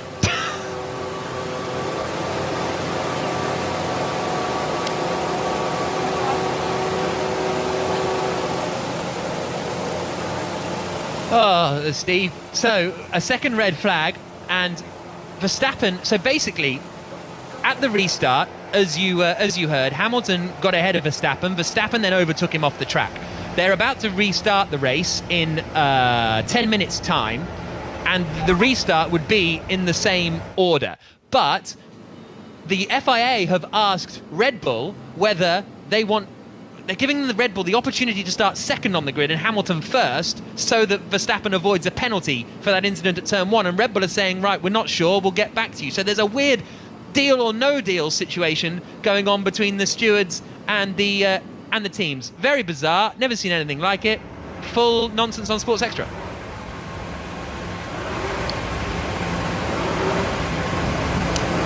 Jenny. I mean, Toto Wolff has a face of absolute thunder. While you were doing your little, Lewis Hamilton's getting a thumbs up from James Vowles there, having a little discussion. He's the chief strategist at Mercedes. He's now talking to Angela. He's released his ponytail. He's just about to put it back up and get ready to go back out there. But Toto Wolff looks so unhappy, and he did have a conversation. Let's hear again. Go ahead. Yeah, we'll accept that. We understand the order will be Ocon, Hamilton, Verstappen. That is correct. Ocon, Hamilton, Verstappen. Okay, and you having a really good look at all that Bottas stuff and also Hamilton dropping back under the formation lap just now? Yep, I'll have a look at it all. It was a standing start, restart, Jonathan, not a formation lap. Okay, no problems. It's a deal. Yeah, it's a deal. Well, for the race, that's the better outcome. Because we don't have this, what's the penalty, is the penalty appropriate? Correct. We have is the deal appropriate, but it's basically a... So is that ultimately, it seems farcical. For me, it seems utterly embarrassing. But is it actually a fine and fair outcome? Well, it's effectively, if there was no red flag, then it's a chance for Verstappen to give a place back, but it would be 2 places back. I think maybe it's an okay outcome, really. He gained an advantage by going off the track. He overtook Hamilton, and he's now given the place back to Hamilton. He will start third. Hamilton will start second. Ocon now suddenly is on pole. You just cannot script this 2021 season. It's absolutely bonkers. But I think that one leaves us with a race and the order roughly that it should have been. Of course, Ocon should be probably put behind as well, because Hamilton would have had the lead, but you can't start doing that. But Verstappen has given up the place that he's gained by going off the road. So I don't have a fundamental problem with it. Just a strange way that it came about. Bethany says, personally, I think they should just give Ocon the title. I got hit there by Leclerc, I think. Yeah, we saw it, Checo. Nothing you could do. That was Perez's radio saying I got hit by Leclerc. So I'm surprised Red Bull have taken the deal. I'm surprised they haven't gone, we'll start on pole, Ocon second, Hamilton third, and then take the consequences. Yeah. But no one likes the consequences. It depends what they are. But also, if you're doing a negotiation, right, they've got to start with, okay, fine, we'll start third if Hamilton starts 20th. Like, that's how you do a negotiation, and then you meet in the middle. Perez forgot about me being here, I think. Charles Leclerc, saying Perez forgot about me being here, I think. And I think it's Perez had cars on either side. The weird part is Ocon was never going to be leading this race, but now suddenly he is, because even if Verstappen and Hamilton hadn't had that move, Ocon would be third behind them. But anyway, Bottas is fifth. Daniel Ricciardo's up in fourth in all of that, because Bottas went very deep into turn one, nearly rear-ended Verstappen. Absolute drama. Sounds like it's going to be a standing start. It is going to be the order which they've taken from sector 1, I assume, which will be Norris, the last of the runners, in 16th. Just changed from that race start. Verstappen's going to be third behind Hamilton. Ocon is on pole position. This is absolute drama. It's unbelievable, isn't it? Absolutely unbelievable. Gavin says on hashtag BBC F1, so do the stewards instruct the driver to give a position back during the race, or is that the decision of the team and risk the penalty if they don't? Michael Massey is the race director. He's not a steward, he's the race director, and he will tell the teams to, he will say, I recommend you give that position back, and if they don't, he will refer it to the stewards. Now, the stewards then have to decide if it's a penalty and what penalty to apply, but Michael Massey is the race director. He's the intermediary, really, and that's kind of what's happened here. The red flag was waved, so he couldn't do it whilst there was racing on, which is what normally happens, but he has under that red flag condition.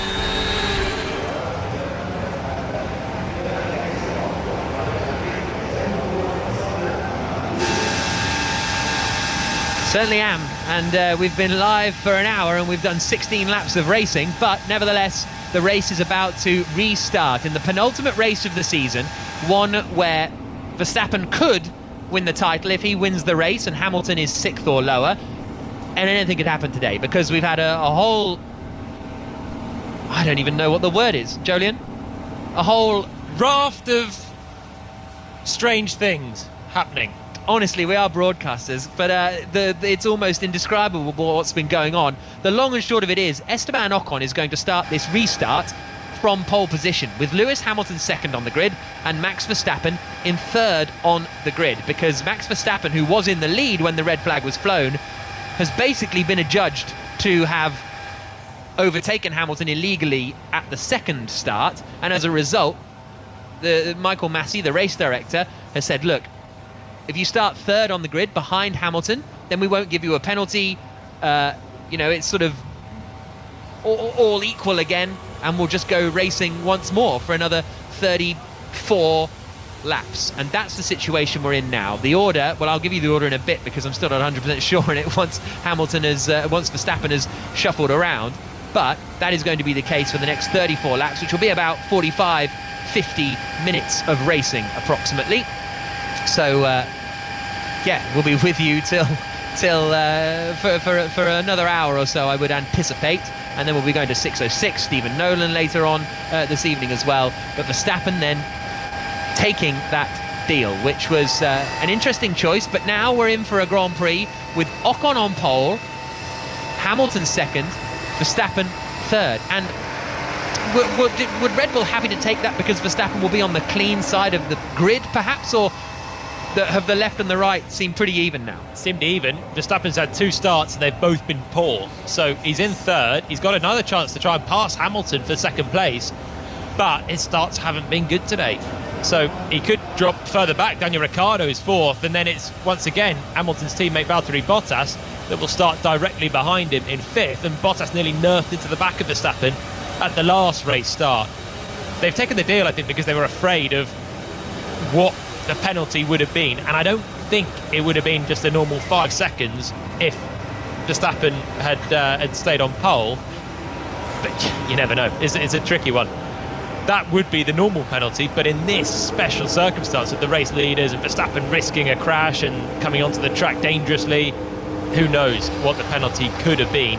I think this is a sensible scenario. Is Esteban Ocon the luckiest man this year? He's won a race already in Budapest through chaos, and Hamilton being on pole and should have won, but was the only driver on the grid. And now, from running in 8th place earlier on, he's had a decent weekend. He's been a lot stronger than his teammate Fernando Alonso. He's on pole position. There's no pit stops. 34 laps to go. Well, I don't know if I introduced you properly. That's former Renault F1 driver Jolyon Palmer. Alongside me here in Jeddah in the pit lane is Jenny Gow. Yeah, and it's a very hot pit lane, I can tell you that much. It's around 32 degrees track temperature, air temperature still 29 degrees, even though it's just coming up to 20 to 10 in the evening here.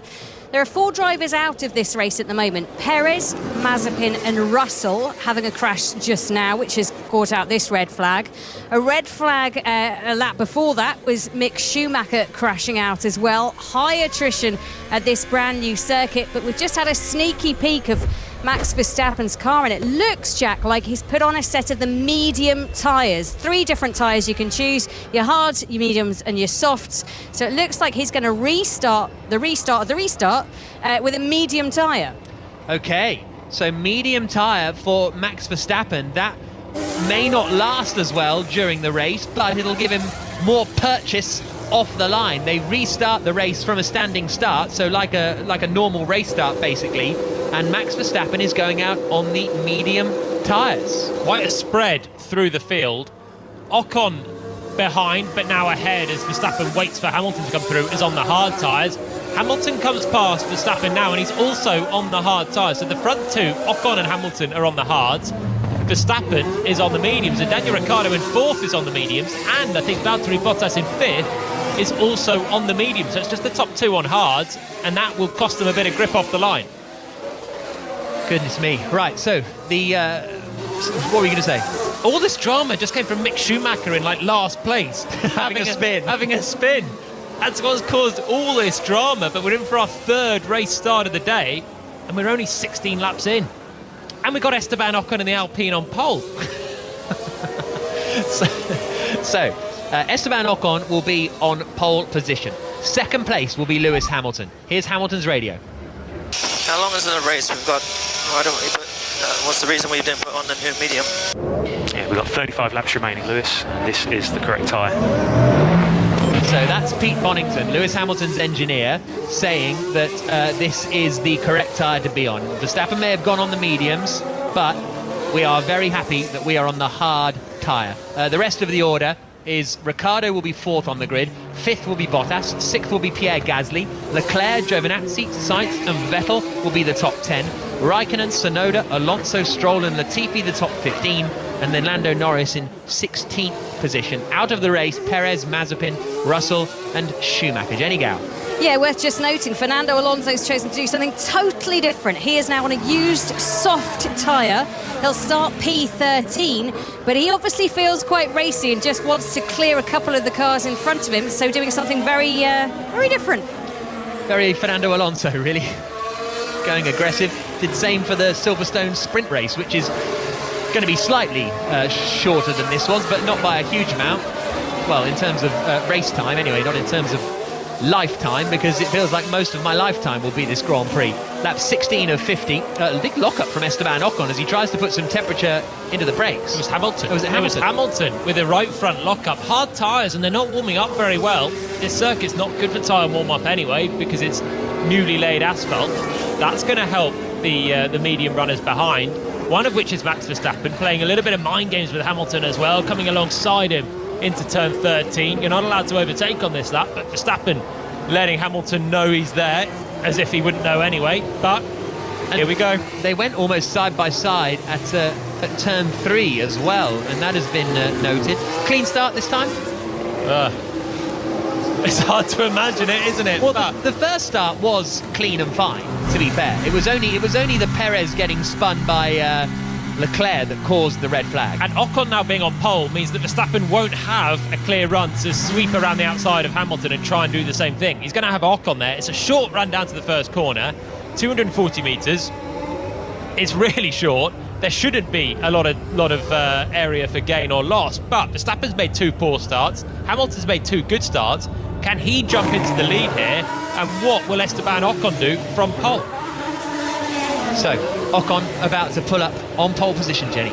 Yeah, he's never had pole in Formula One. Is he potentially going to get in the way? Could this mess it up for both Hamilton and Verstappen? There were a few people tweeting in on hashtag BBC F1 saying they're surprised Ocon isn't saying, no, put me behind these two. I do not want to be ahead of them going down towards the first corner. But the cars are lining up on the grid.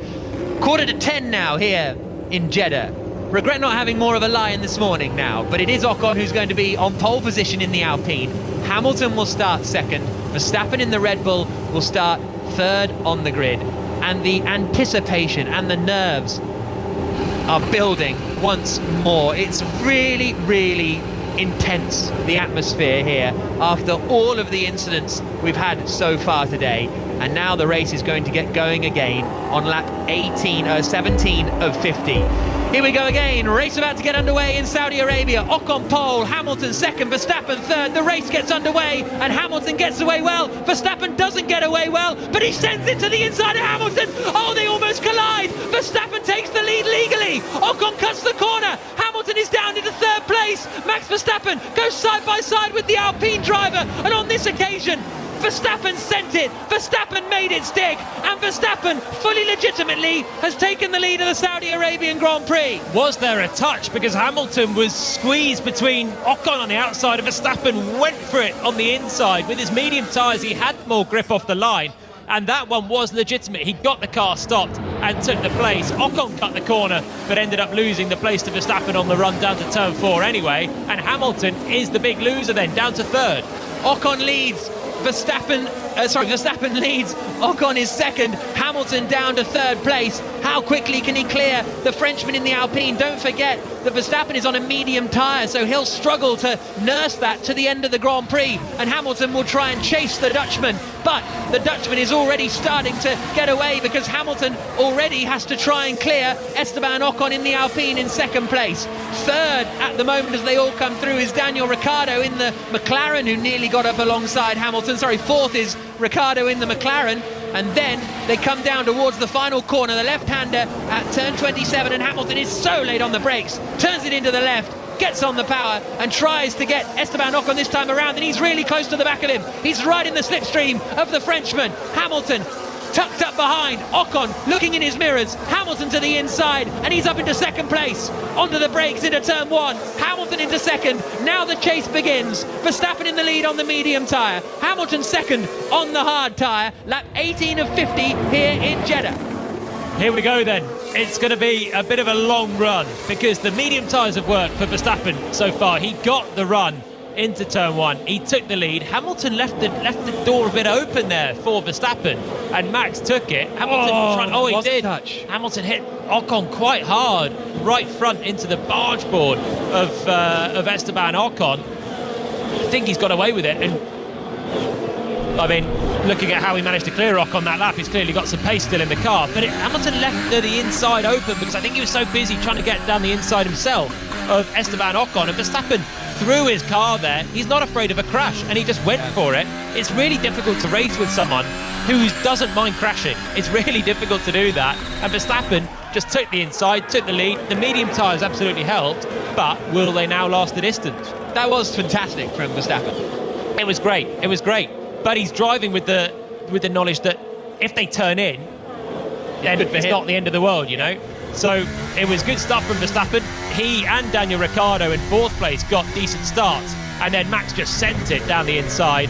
If that's round 1 of the championship and they're all on the same tyre, then I don't know if he's going for that ambitious move, and possibly Hamilton could turn in, but he can't afford to collide. So he didn't turn in, and Max took the lead. Good move, and he's made the most of the situation. But Hamilton on the last lap, fastest lap, and he's only 1.1 seconds behind. Here comes the chase then from Lewis Hamilton, and we've seen so often this season, in particular in Brazil a few weeks ago, when Hamilton's back is against the wall, he goes to a different level, and will we see that here? But we've also seen Hamilton trying to close in on Verstappen, and Verstappen holding on, like we saw in Austin in the United States of America. Lap 19 of 50 here on BBC Radio 5 Live. This is the Saudi Arabian Grand Prix with myself, Jack Nicholls, Jolyon Palmer, and down in the pit lane, Jenny Gow. Yeah, worth bearing in mind, Verstappen is on that medium tyre. Now, Pirelli reckon it would go about 30 laps. He's got a couple more than that to do on this tyre. So towards the end of this race, we heard James Vowles reassuring Lewis Hamilton, you're on the right tyre. They think the hard tyre will last the longest, will be more robust, and by the end of this race will give Hamilton every opportunity, if he hasn't already taken the lead, to get back to first place. I might have fancied the medium though, because track position we know in Formula 1 is so crucial, and they've maybe given that up by having a hard tyre. If Hamilton was on a medium, he might have been clean up the inside of Ocon, a little bit further ahead of Verstappen, and Max wouldn't have been able to lunge in. It's a bold play to be conservative on the tyre choice, but 30 laps or 34 is quite marginal. But is it if you're starting on first? Like if you're starting ahead, you can't go on the soft tyre and then the guy behind you has the longer lasting tyre. You're putting yourself under pressure. Surely you have to be conservative if you're starting ahead. Well, that's what we've got now, haven't we? We've got the guy ahead on the medium tyre, the one behind on the hard. Which position would you rather be in? I think I'd rather be the one ahead right now. I think Verstappen's in the pound seat. Lack of power, guys. He's now complaining of a lack of power. That ain't the pound seat. He's still got 1.2 seconds and he's just done the fastest lap of the race. So, the seat's looking okay for now, but he has got the black Mercedes in his mirrors. The tension, the pressure in this Grand Prix, the intensity of it all is absolutely immense. This 30 laps is not going to go quickly for Verstappen. There's no pit stop now.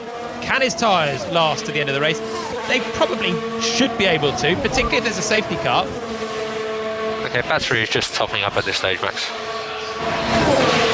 That's Verstappen being told no trouble at the moment. It's just the battery, as part of the hybrid engine that needed a bit of topping up, and he's got it now. Lap 20 of 50, Hamilton pushing. There's 1.3 seconds between the two drivers at the front at the moment. Jenny Gow. Yes, just heard from Mercedes. They don't think there's any substantial damage to Lewis Hamilton's car after that little touch at the not so little touch at the beginning, or the restart of this part of the race anyway. So they say, so far, so good. Well, across the line they come. The gap 1.1 seconds. Hamilton sets the fastest lap of the Grand Prix, ignoring the fastest lap element, which would sort of do a 1 point swing either way. If it finishes like this, Verstappen's lead at the top of the championship would be 15 points, meaning that Verstappen would basically, approximately, only have to finish 5th in Abu Dhabi in order to win the World Championship. Just getting a replay of Hamilton at the start, and yeah, he wasn't sort of looking for Verstappen at all. Well, he hit Ocon because he couldn't turn in because Verstappen was there. Yeah. They ended up 3 wide. They were 2 wide into the corner. It looked like it had sandwich written all over it. Yeah, and it's actually surprising that they have all made it through there relatively unscathed. Ocon's dropping back very quickly, as you might expect. He's more than a second a lap slower than Hamilton. He's 5.5 seconds away from Verstappen. And Hamilton is just 1.2 seconds down on Verstappen. There's DRS available now if he can get within the 1 second. And it's triple DRS here as well. 3 straights in a row with just a quick right, a quick left, and a quite tight left at the final corner. There's overtake opportunities, but he's got to get within a second to trigger that DRS, and he's just outside at the moment. Now, if Verstappen wants to get these tyres to the end, presumably he needs to be careful with them, right, and manage them. And that's going to be the issue, because if you have Hamilton less than a second behind you for the whole of the Grand Prix, that's what's going to wear your tyres out, isn't it, as they come across the start-finish straight again to start lap 22. Verstappen by himself might be able to make these tyres last, but with Hamilton right behind him, it's going to be a tough one. It's going to be a long, long race for Verstappen out front. Hamilton is right on the back of him now, 6 tenths away as they head into turns 1, 2, and the sweep left flat out into 3.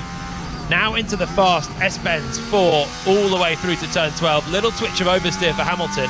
The more he's chasing really hard behind Verstappen, the more he's going to hurt his own tyres as well, the hards. But they will have an easier time to the end of this race. But with that bit of oversteer in turn 4, he's now a second and a half back from Verstappen, so he's lost a good chunk of time in the first sector, 8 tenths with that he's lost. Earlier on today, Tottenham and Man United moved up to 5th and 6th in the Premier League, respectively, after wins over Norwich and Crystal Palace, respectively. Aston Villa grabbing a win against Leicester, moving them above the East Midlands team, and Leeds drew 2-2 with Brentford, a last-minute equaliser for Leeds. Lap 22 of 50 here in Jeddah in the Saudi Arabian Grand Prix, the first ever Saudi Arabian Grand Prix on this incredibly fast street circuit, and DRS is now enabled, the drag reduction system. So if Hamilton is within a second of Max Verstappen, he gets to open the flap in his rear wing and have a little bit less wind resistance going down the start-finish straight, which will give him a little bit more speed, like when you're hanging your arm out of the car window and you have it at perpendicular to the car and then you flatten it out. You can feel the difference in speed there, and it's like that, but just at 200 miles an hour. And hopefully the driver's not using their hands. Hamilton across the line, slower than Verstappen that last time by 0.4 of a second. Valtteri Bottas, meanwhile, in 5th position. A few Constructors' Championship permutations here, because there were only 5 points between Mercedes and Red Bull. Mercedes ahead of Red Bull, but with Sergio Perez out of the Grand Prix, it's a good opportunity for Mercedes to take a stronghold in that championship going into the final race of the season. And off is one of the AlphaTauris. It's Yuki Tsunoda. Yuki Tsunoda is in the barrier.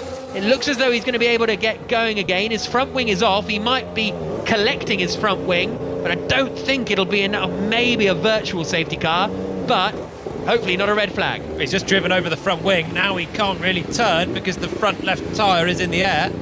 Can he get reverse again? All the time the car's stationary. He's gone off from 9th place. Now I think this could be a safety car again because he's going nowhere. Now he's managed to just dislodge the front wing. The front brake's getting so hot they're almost catching fire. He needs to get some air over them. He needs to get moving very quickly. The leaders aren't far away from him either, and there's a virtual safety car very briefly that's going to be called. They need to clear that front wing away. Yep, that'll be a fairly straightforward manoeuvre for one of the marshals to jump up. Oh, it might have happened with his teammate. Oh no, it's Vettel. So Tsunoda tried to go around the outside of Vettel at turn 1, and then Vettel's come across him at turn 2. It's a tight one, that. Tsunoda's almost made the move, and then Vettel's just kind of gone for the apex. I think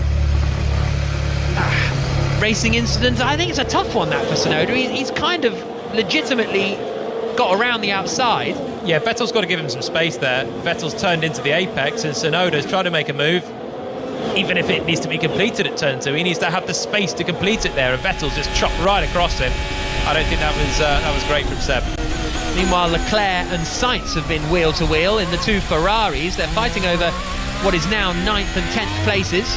But the virtual safety car is out, and Leclerc is, it's 8th and 9th now, because they both got ahead of Vettel and Tsunoda. Vettel was hit into a spin. Tsunoda had the long stoppage. I didn't even realise Vettel had spun, actually. Yeah. I saw that Tsunoda had lost his front wing, but there we go. No, Vettel got going very quickly. He's in 11th place still, so he did manage to recover very quickly, but he was hit into a spin. The two Ferraris through, and Leclerc's given the place back to Sainz because he, like Verstappen, kept it off the track at turn 1. So virtual safety car out, the race neutralised at the moment here on 5 Live. Jenny Gow? Just speaking to Pirelli, and they reckon on Max Verstappen's decision and Red Bull's decision to go for the medium tyre, that it'll be a real struggle to get it round all of the laps remaining. They said difficult to run past 30 laps. They think he's going to have to pit again. He's not going to pit again, I can guarantee it, unless there's another red flag potentially, but he's going to have to do something very special with this drive to hold on to first place. Yuki Tsunoda returning to the pit lane now. He's going to change his front wing, but racing gets going again with Verstappen ahead of Hamilton. The track goes green, and Verstappen has got a bit of a margin over Hamilton as they come down into the final corner at turn 27 and out across the line. DRS enabled straight away, but Hamilton is going to be too far away on this occasion as they come across the line. The gap is 1.2 seconds between them as they come down towards turn 1 once more. Lap 25 at 50, so we've been going an hour and a half and we're almost at half race distance, but the second half of this race should only take about 35-40 minutes. It should do, but who knows with the incident that we've seen so far. That latest incident there for Tsunoda brought out a virtual safety car just over 1 lap, but that's 1 lap less that Verstappen has to do at pace on those medium tyres. And every time there's a stoppage or a pause in play with the safety car or virtual safety car, it'll help the runners on the medium. So Verstappen needs to hope for a bit more of that. Otherwise, it looks like it is going to be a bit of a slog to get the mediums to the end. Hamilton in second on the hard tyres with a lot of pace. He's able to consistently stay about 1.2 seconds back, but he needs to find another couple of tenths to get the DRS, and then we'll see the two going wheel to wheel for the lead. Sounding in here is Charles Leclerc in the Ferrari trying to chase down his teammate Carlos Sainz. This is a bigger topic of conversation, but hashtag BBC F1 Matthew Mernigan says, I think Jeddah should stay in the future. This race is just awesome. This weekend has been dramatic, hasn't it? The qualifying yesterday, the lap of Hamilton, the lap of Verstappen looking superb until the final corner where he hit the wall, and then the drama in this one. Is it too fast and dangerous from what you've seen? because that's the opposite view, isn't it? Matthew's had a great time watching it, but it's also been a bit sketchy at times. Well, the FIA have done checks on it, and they deemed this safe enough for Formula 1. There's been a couple of there's an accident in Formula 2 earlier where a car didn't get away from the line and was hit from one further back. We hope the two drivers involved are okay. Oh, Fernando Alonso's had a spin. Oh, he got on the curb coming out of 9. Okay. Yep. Spun back across the circuit and almost got collected by someone coming past. I think it would have been Latifi, it was. Latifi, yeah. And that was a close one for Alonso, but he's back on his way. Now, Verstappen, that's the title of the season review podcast, isn't it? Verstappen and Hamilton, 1.2 seconds apart. They're coming up to lap Yuki Tsunoda fairly shortly. And hopefully, and I'm sure certainly, Tsunoda will dive out of the way of the two front runners that are coming up now on lap 26 of 50. The gap remaining at 1.2 seconds. And, and sorry, Matthew, I pronounced his surname wrong. It's Murnahan. The G is silent. Apologies. Hamilton's within a second. He might get DRS this time. Does he pop open the rear wing? We've got an issue for an Aston Martin. It's Sebastian Vettel. Yeah. Oh, come on, guys. Now my car's Oh, so I think he's been into the pits, I think, Vettel, and has he been in for a... No, he's not been into the pits. He's just frustrated. Well, Yuki Tsunoda's been given a time penalty for causing a collision, which is a pretty harsh one from what we saw before, but Hamilton is very close to the back of Verstappen, goes in a little bit deep at turn 1. Verstappen might have been helped there. He might have had DRS as well from the lap that they were putting on Tsunoda, but Hamilton is now less than a second behind Max Verstappen. Verstappen's got to put in a big first sector here, because if he cannot pull away by the time they get through turn 16, Hamilton's going to have 3 shots of DRS to close in to try and make a move into turn 1. We've seen moves being made. Tsunoda trying to pass Vettel. We had the 2 Ferraris swapping places, but Verstappen has managed to use a bit of his medium tyres but extend the gap through turn 13. Front wing, bit of debris from Vettel's Aston Martin there to greet the drivers on the exit of turn 13, but it's just offline. So the top 2 managed to get through unscathed. And yeah, Verstappen now a second and a half clear of Hamilton. It's just so difficult to follow in the turbulent air when you're in that first sector. Really fast corners, you lose downforce when the car in front basically hogs it all and disrupts the airflow for the car behind, and that's what Hamilton is struggling with. He catches up through the rest of the lap. That first sector is really tricky. Kimi Raikkonen's in for a new front wing as well, so the Alfa Romeo driver has run into a little bit of trouble, racing at his 36th Formula 1 track, and his final one that he'll be adding to his list as he retires at the end of the season. Okay, so Vettel's complaint looks to be because he might have had a coming together with Raikkonen, coming through the left-hander and then down towards turn 4, and his right... Oh yeah, Raikkonen's still there. Raikkonen's trying to send it to the outside of the left-hander of 4. That was a bold one. I wonder if has Vettel squeezed him? No, Raikkonen's tried to hang it, and that is a bit of a bold one from Kimi. Yeah, that one wasn't on, and that was why Vettel voiced his displeasure at that one as he came back in with a puncture. That was so optimistic from Raikkonen, never on, and that one should be a bit of a slam dunk. I am surprised the Tsunoda penalty went his way. Let them race unless it's Tsunoda, basically. Yeah, two in 3 races that he's had, in my view, some harsh penalties. Virtual safety car was deployed and is now ending, so to clear some of that debris. And even though there is a little bit still on the circuit at various points, it looks to be off the racing line. So virtual safety car ending.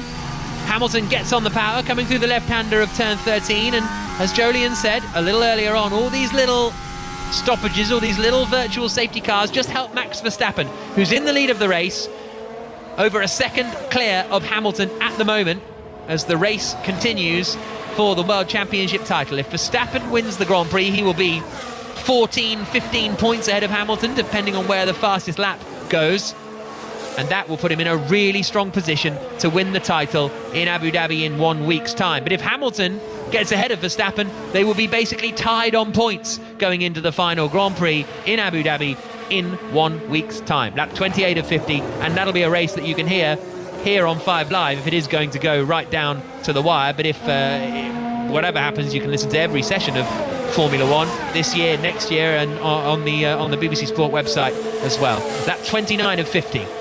Hamilton back within a second, 0.8 seconds down on Verstappen into turn 1. But again, now in that first sector where it's difficult to follow, what he's got to do is keep the pressure on. He's got to make Verstappen drive very quickly through this first sector, lap after lap. And the longer this race goes on, still 22 laps to go, the more Verstappen should struggle on those medium tyres. So Hamilton's got to keep the pace up. I mean, there is a lot of debris inside of 6 and inside of 10. Same. Yeah, copy that. Fernando Alonso, the Alpine driver, one of the elder statesmen of Formula One, complaining that there's a lot of debris around on the circuit from all the little nicks we've seen. A virtual safety car, I think, isn't really going to do the job at allowing the marshals to pick up parts of debris, because the cars are scattered around the circuit now. There's almost no space for the cars to be bunched up, wait a minute, and the marshals can pick up all the bits. Alonso is 14th, 60 seconds, a full minute down on the race leaders. They've really spread out. But there is now a virtual safety car. There we go, another virtual safety car.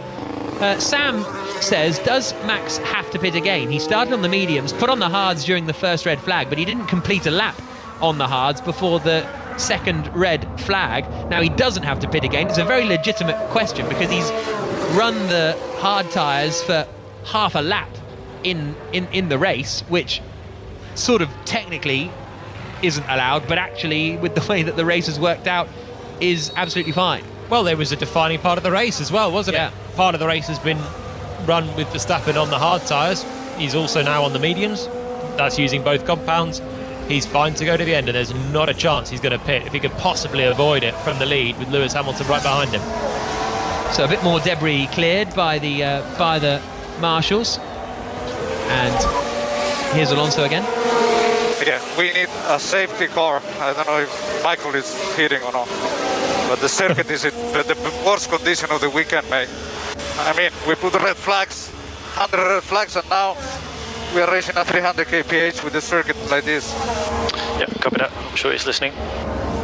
So that's Alonso saying, look, there's debris everywhere. We need to slow the car, because in virtual safety car, they are basically all just going around the track together, just at a slower speed. So it's not like you're getting a gap in the traffic. So if the marshals want to clean up, they've still got to go and sweep it up where the cars are doing 70, 100, 120 maybe miles an hour. So they're at a reduced speed, but it's still like going to try and have a little sweep on the M25. Yeah, that is a two-time world champion, though, who's down in 14th place, 60 seconds off the race leader, who's probably got his own agenda to try and bunch the field up slightly. What he's saying is not untrue, but is whether they can pick up all the pieces under this virtual safety car. That's what I was saying before the virtual safety car was deployed. With the cars spread out, it's not going to be all that easy to pick up all the bits, because you've only got a few second burst before the next one comes. Even if it's at reduced pace, they still are pretty quick when a Formula One car comes past you on the racetrack. They're quick enough when you see them coming through on the pit lane speed limiter at 80 kph. It looks very slow on the pictures when they come through the pit lane, but when you're standing in there, it very much is not. So Verstappen leads the race. Hamilton is second. Hamilton chasing down Verstappen as we're still behind the virtual safety car, where everybody's running at a speed limit, basically. Ocon is third in the Alpine still, 3 seconds ahead of Daniel Ricciardo, so Ocon's holding on to this quite comfortably. Bottas is fifth, doing very little. Gasly is sixth, seventh is Giovinazzi, eighth is Sainz, ninth is Leclerc, 10th is Lance Stroll. Norris, Latifi, Vettel, Alonso, Raikkonen in the top 15.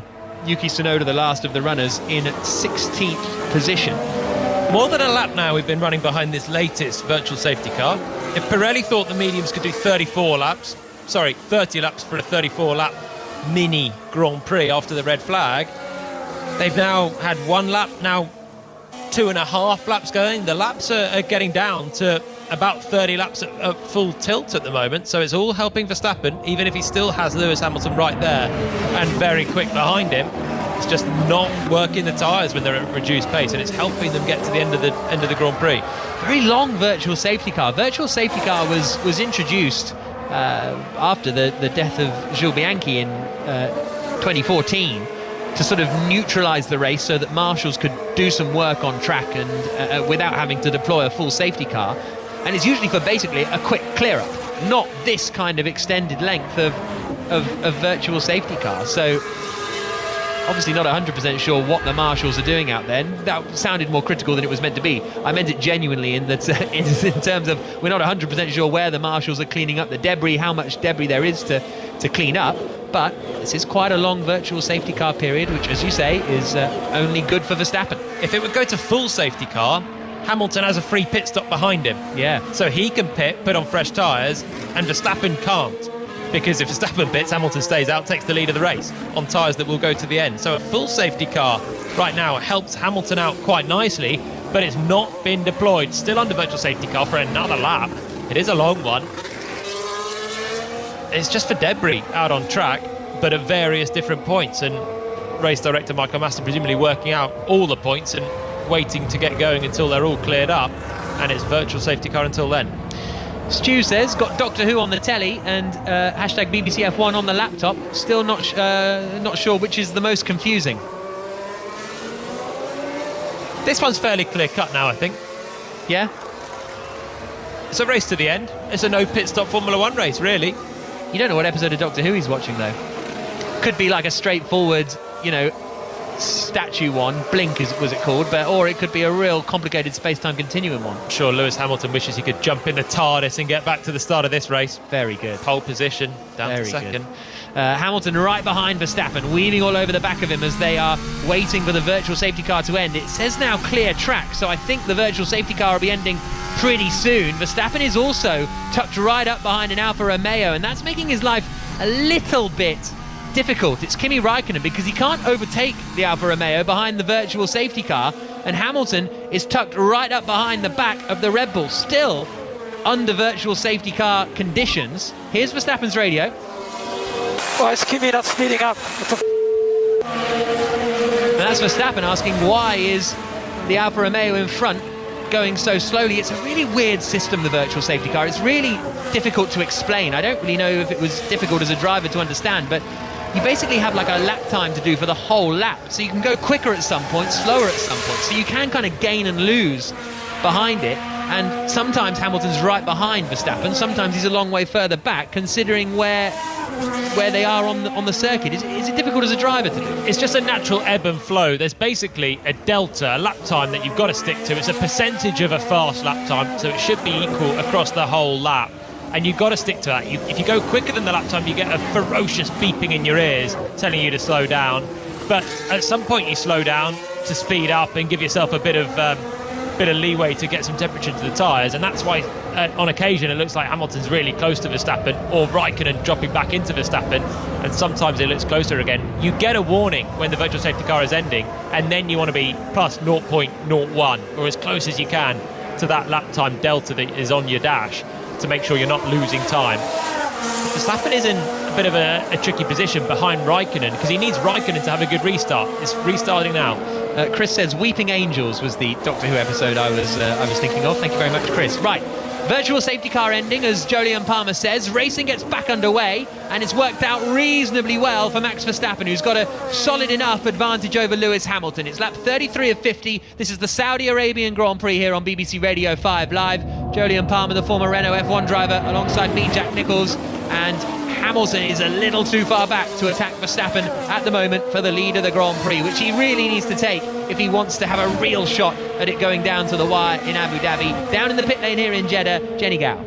Yes, and just watching on as the cars flash under the lights. This is the first chance that fans here have had to witness Formula One, and I just wonder if this is the best example and demonstration of Formula One that they're ever going to see. It's very messy, isn't it?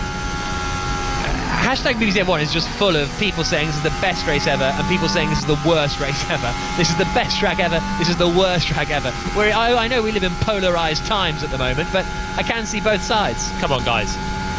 Penultimate race of the year.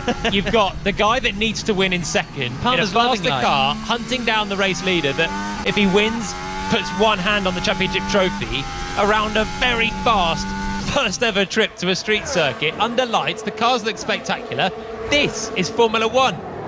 this is it. It's a brilliant, thrilling finale that we've got. 17 laps to go. Hamilton 1.1 seconds behind Verstappen. We're on a street circuit. Any mistake gets punished, and the championship is on the line. You cannot be displeased about the Grand Prix action that we're seeing. Yes, some bits of it, the red flag has been contentious, but what we've got now is an absolutely thrilling climax to the Grand Prix.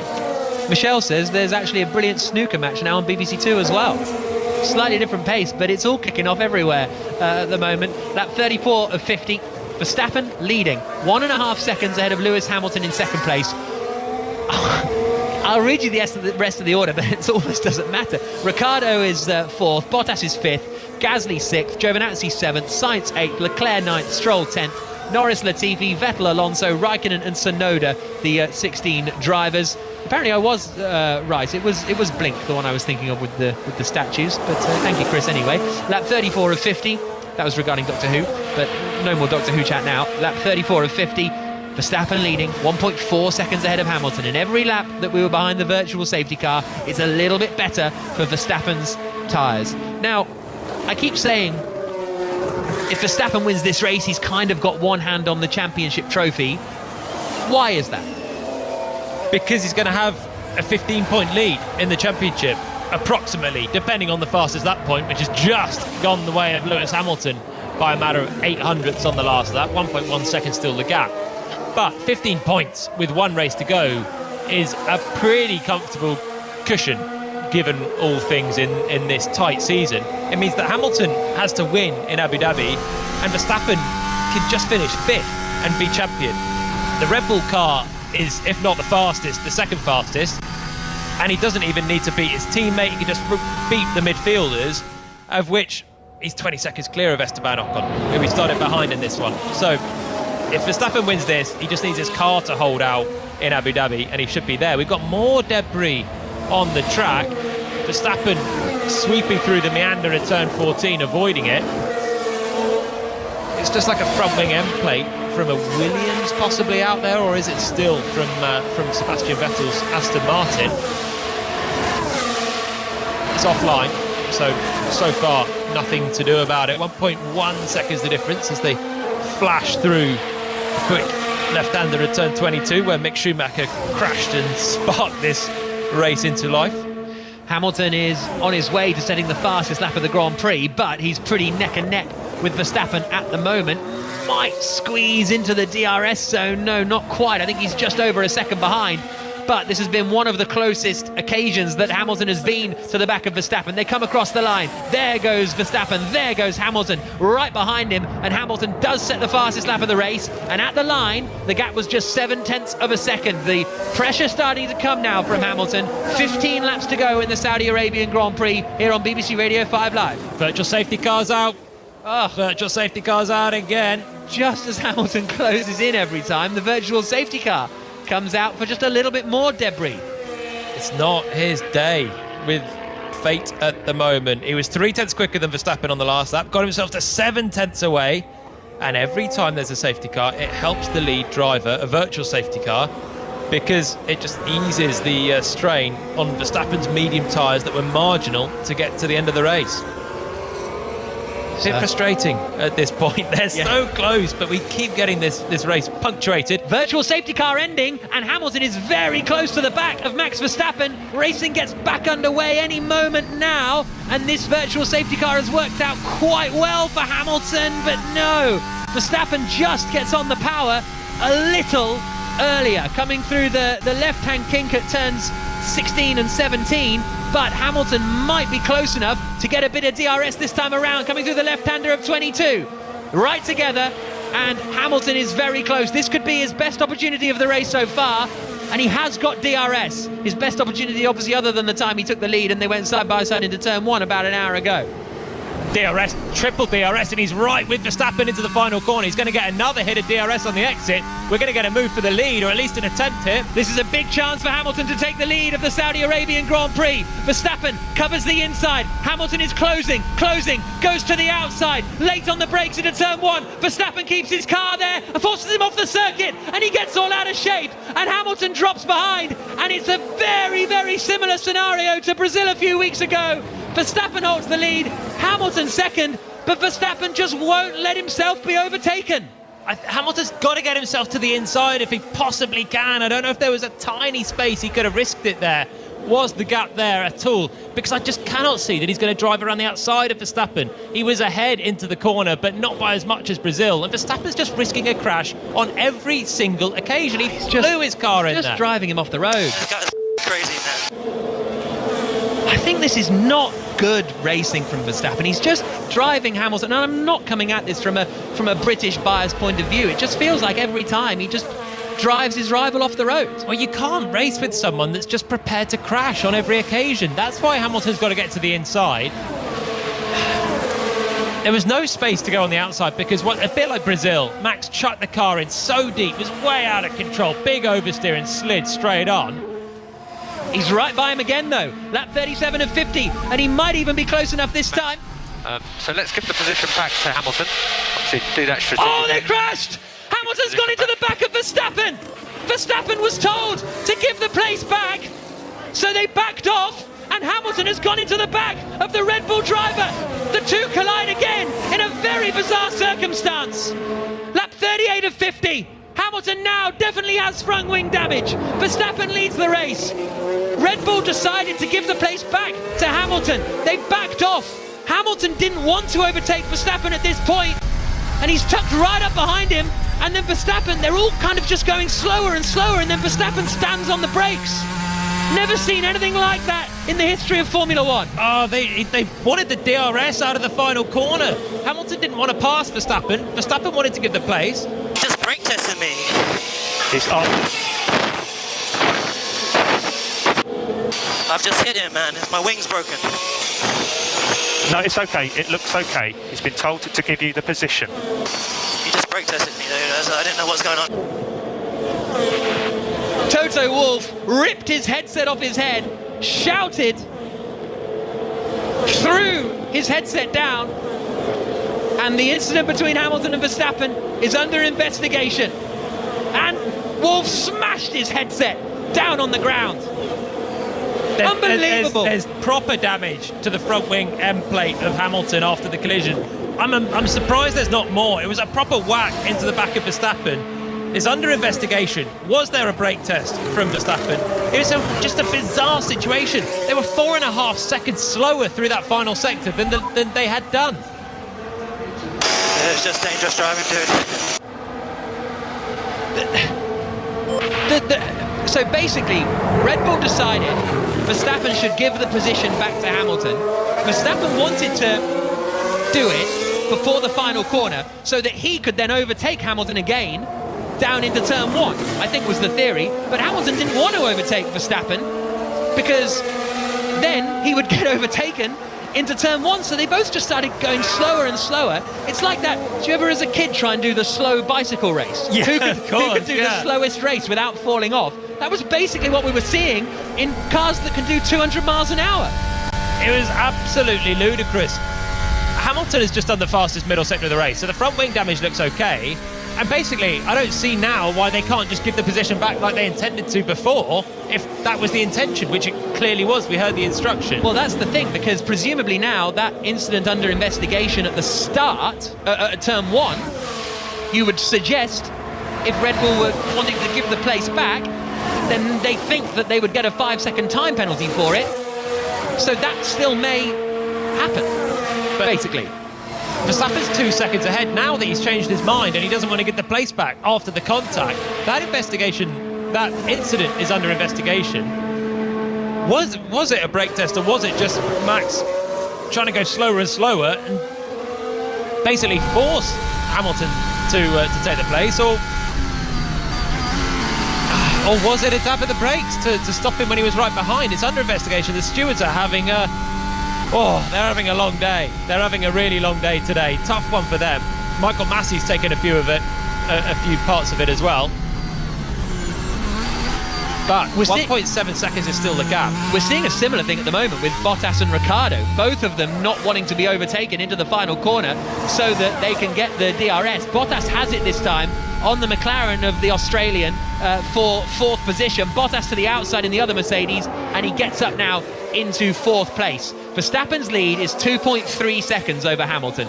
Ocon is 22 seconds back, Bottas is 4th, Ricciardo is 5th. And it's these kind of situations, to use a sort of footballing analogy, where, and I think it's what we saw in Brazil, is the ref going to bottle it, basically? That's the kind of theory. So race control have instructed them to give the place back. I don't know if Verstappen has had that message yet. Okay, understood. Okay, so race control, according to Pete Bonington of Mercedes, have told Verstappen to give the lead back to Lewis Hamilton. That's because of the overtake attempt Hamilton made at the first corner. Nothing to do with their collision. That's the reason that Red Bull will have been offered to give this place back. But I think the collision, the damage is a different scenario. If there's damage for Hamilton that's going to impact 10 laps to go, by the way. Sorry, I just thought I'd say 10 laps to go. BBC Radio 5 Live, Saudi Arabian Grand Prix. Here's some Mercedes radio. Are we allowed to go by him?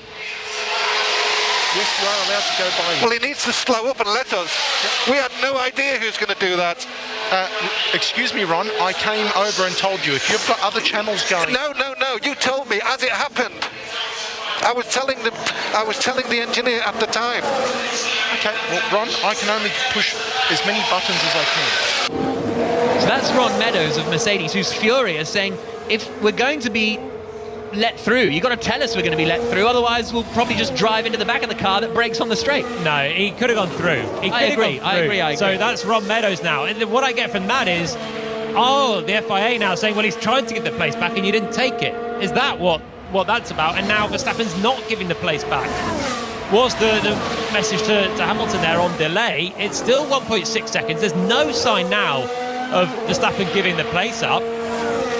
And it was obvious that Hamilton could have gone around him, to be honest. He was slowing down to a stop to not pass him. Of course, there's no yellow flag, just go past him. But they didn't want to overtake it into the final corner because he was worried he'd just be passed on the following straight with some DRS. Well, because Verstappen was essentially not giving the place back by doing that, right? If he'd given the place back to Hamilton but been sat right behind him with the DRS, then he's basically not giving the place back, even though he technically does in inverted commas. And I think that would have been another investigation for down the line, but we didn't get that far because Hamilton was intent on not passing him, but he wanted to be as close as possible into the corner, and that's why Lewis got right underneath the rear wing of Max. He did get on the brakes. He did get on the brakes, and that's what we've seen a replay of it. The onboard from Verstappen with Hamilton right there. Verstappen he does get on the brakes at the crucial moment. Oh my word! This is for the World Championship. This is for the World Championship. We've got one more race, but. Do you remember when yesterday after qualifying we were saying, Verstappen just tapping the wall out of the final corner could be the turning point of the championship? Crikey. We've had about 8 today that could be the defining points of the championship. And we may have another race to decide it in a week's time. But for that, Hamilton needs to win, and Verstappen really needs to finish second. If he gets a serious penalty, it's going to go the other way. Here he comes, though. Is Verstappen letting Hamilton through this time? He is, but he's doing it at the same position so that he will get the DRS. And Verstappen sends it up the inside into the final corner, and he gets ahead of Hamilton. Hamilton will be in the slipstream, but Verstappen gets the DRS. That's not giving the place back. That's what Verstappen tried to do last time. It's a nonsense from Verstappen and Red Bull, and he keeps the position. And a 5-second time penalty for Max Verstappen for leaving the track and gaining an advantage. A 5-second time penalty for Max Verstappen for leaving the track, gaining an advantage. That puts Lewis Hamilton into the lead of the race, and if he stays behind him within 5 seconds for the last 8 laps, Hamilton will win the Grand Prix of Saudi Arabia. And now Red Bull are going to be furious because they'll say, well, we gave the place back, so we don't need the time penalty. Well, now you have to presume that they had another order and Max ignored it for long enough that it became a penalty. And Michael Massey then must have said, give the place back again, or we'll refer it to the stewards, and he's taken too long to give it back. And quite frankly, he's not giving it back. Anyway, no, he's backed off, and then as soon as Hamilton's gone past, Verstappen has just lunged it straight back down the inside. It's an absolute nonsense. Yeah. And it's the 5-second penalties deserved now. Forget it, the 5-second penalties deserved. It's a shame the race goes like this, but They are pushing their luck. It's Red Bull and Verstappen, and it's a shame to see. Yeah, they've been pushing it all year, and it's too much. It's not nice. It's not nice to watch. And the 5-second penalty, there's been so many incidents that Verstappen has been the aggressor with Hamilton. He's trying to cut past him again. And Hamilton just drives Verstappen off the road. So Hamilton is in the lead of the Grand Prix now on merit. Hamilton has made the move on Verstappen and got to the front of the race. Verstappen now has the DRS coming down towards turn 1, but he's not going to be close enough. Lewis Hamilton has made the overtake. He's taken the lead of the Saudi Arabian Grand Prix on track. And now, with just 7 laps to go, he's looking in position to enter the final race in Abu Dhabi, pretty much level on points with Verstappen. Depending which way the fastest lap will go, it will probably go Verstappen's way. We didn't quite need to do that, Max. But anyway, it doesn't matter. And that is GP, Verstappen's race engineer. Not 100% sure what he's referring to. I'm presuming he's referring to the giving the place back cheekiness, and he's saying, didn't really need to do that. No, I think Verstappen's just given it back deliberately now to Hamilton. Oh, okay. When he didn't need to. I think he's lifted off again, tried to give it back again for a 3rd time in the race, mate. Yeah, you're right. So Verstappen's let Hamilton through. When he's already got a 5-second penalty. It's too late. And that's why Red Bull are saying we didn't need to do that. So maybe they hadn't told Verstappen by that point that he had been given the 5-second penalty. And now he can't put 5 seconds to Hamilton anyway at the front. So he's not got track position. He's 2 seconds back, and he's got a 5-second penalty. That should settle this one. So for about 10 laps, my producer's been saying go to Jenny Gao. And I just haven't been able to. How are you doing, Jenny? You all right? I won't hold it against you at all. I've had some lovely cake that one of the teams has given me. I've been listening to you guys. It's been thoroughly entertaining, very exciting. The atmosphere, I have to say, in this pit lane is incredible because there should be a pack-up going on so that they can get to Abu Dhabi. Everyone stop the pack-up. They're all standing here watching the TV. They're absolutely captivated. As one thing happens, there are cheers. As another thing happens, another garage cheers. And it is absolutely on fire back here. It's so exciting. Gary Connolly, Sylvia Ballot, Antonio Liuzzi and Hassan Al-Abidi are the stewards this weekend. And my word, I think this isn't going to be cut and dry when it's finished. Do you? Even when they've crossed the finishing line, I feel the stewards are still going to be busy. I think we're all right now. Do you? I think, look. Okay. There's a lot of questions and a lot of, what's the word? Analysis, post-race analysis and all of that. But I think overall, we're sort of in the right place. Been a roundabout route getting there. It's kind of like the road system here in Jeddah. You get to the right place in the end, but goodness me, does it take a long time, and you have to go up and do a load of U-turns because they don't actually have many roundabouts over here. It's quite curious. Here's Mercedes Radio. Hello, Michael. Okay, what leads us to at 27 Ron is borderline on a black and white for unsportsmanship by conduct, okay? Well, I didn't see it. Tell me, please. Okay, you forced, when Max was around, when he was passing Max on the inside and forcing him to the wall there, it was borderline. I will tell him. Thank you. So Massey saying that when Hamilton was let through by Verstappen, when he then didn't give him enough room, that was borderline. 5 laps to go. Hamilton sets the fastest lap of the Grand Prix. As it stands, they will be absolutely level on points going into the final race of the season in Abu Dhabi in a week's time. But Verstappen should be able to pit and set the fastest lap of the race. So I imagine Verstappen will leave this race 1 point ahead of 2 points ahead of Lewis Hamilton, because it'll be a swing. So as it stands, it would seem Verstappen will lead the championship by 2 points going to the final race in a week's time. Lap 46 of 50. This is the Saudi Arabian Grand Prix. Our tyres are gone. Okay, Max. At the moment, we cannot pit because the gap to Ocon is insufficient. So they reckon the gap to Esteban Ocon isn't enough. So it's 20 seconds, but you think to make a pit stop, but it's 24. Anyway, I'm Jack Nicholls. Jolyon Palmer, the former Renault F1 driver, is alongside me. And while we're busting a gut, Jenny Gao's just sitting watching, eating some cake. Absolutely livid with that. Here's Hamilton's radio. Just be careful on the curbs. Just careful on the curbs, Lewis. And that message to Hamilton is just, please get this to the end. He's there. He's 4.5 seconds clear of Verstappen. Verstappen's running out of tyres, remember, on the mediums. Oh, the front wing is... The time penalty, the 5-second time penalty. That's the reason that they can't pit Verstappen yet and come out in front of Ocon, because you have to serve that 5-second time penalty in the pit stop. That could be big-ish.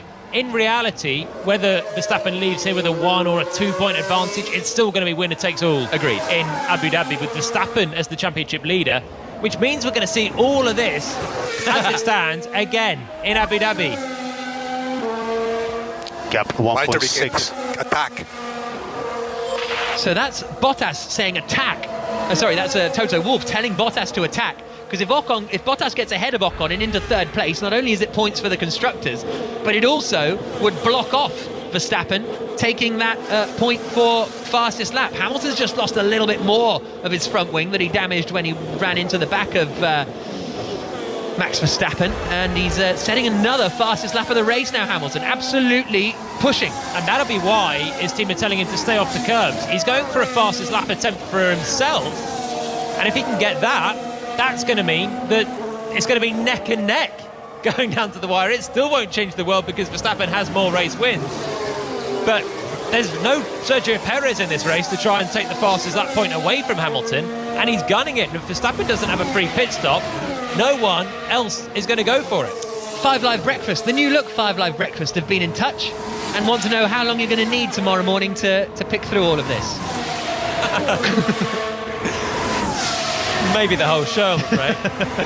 There we go. So in fact, don't bother getting Rick and Rachel in, just play the Checker Flag podcast that we'll be recording later on. But those of you who are huge fans of Jolyon Palmer will be able to hear him tomorrow morning. Lap 48 of 50 now, 3 laps to go in what has been a tumultuous, turbulent Saudi Arabian Grand Prix, and Bottas is right behind Esteban Ocon now. He's going to get the DRS here, I think, and he should get up into third place, and that would block Verstappen off from doing the extra pit stop and going for fastest lap, but Bottas is too far away at the moment. But Verstappen still can't pit in order to set the fastest lap of the race. He must have damaged Verstappen, I presume, or he's saving his tyres to go for it on these mediums. Well, he said he's got no tyres left. He's on the mediums. He's been pushing really hard all race. He's just dropping back now. He's a second slower than Ocon on the last lap. He's not going to have the chance to go for fastest lap, and Hamilton's just taken it.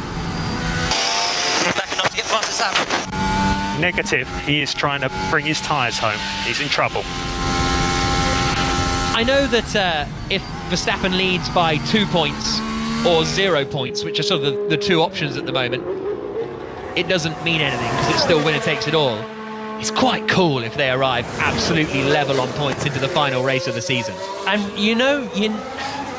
with the way that they're racing right now, you never know if one car can hobble home in 10th place and sneak a point. That might be how this level of racing is decided in Abu Dhabi. They're just running almost into each other all the time.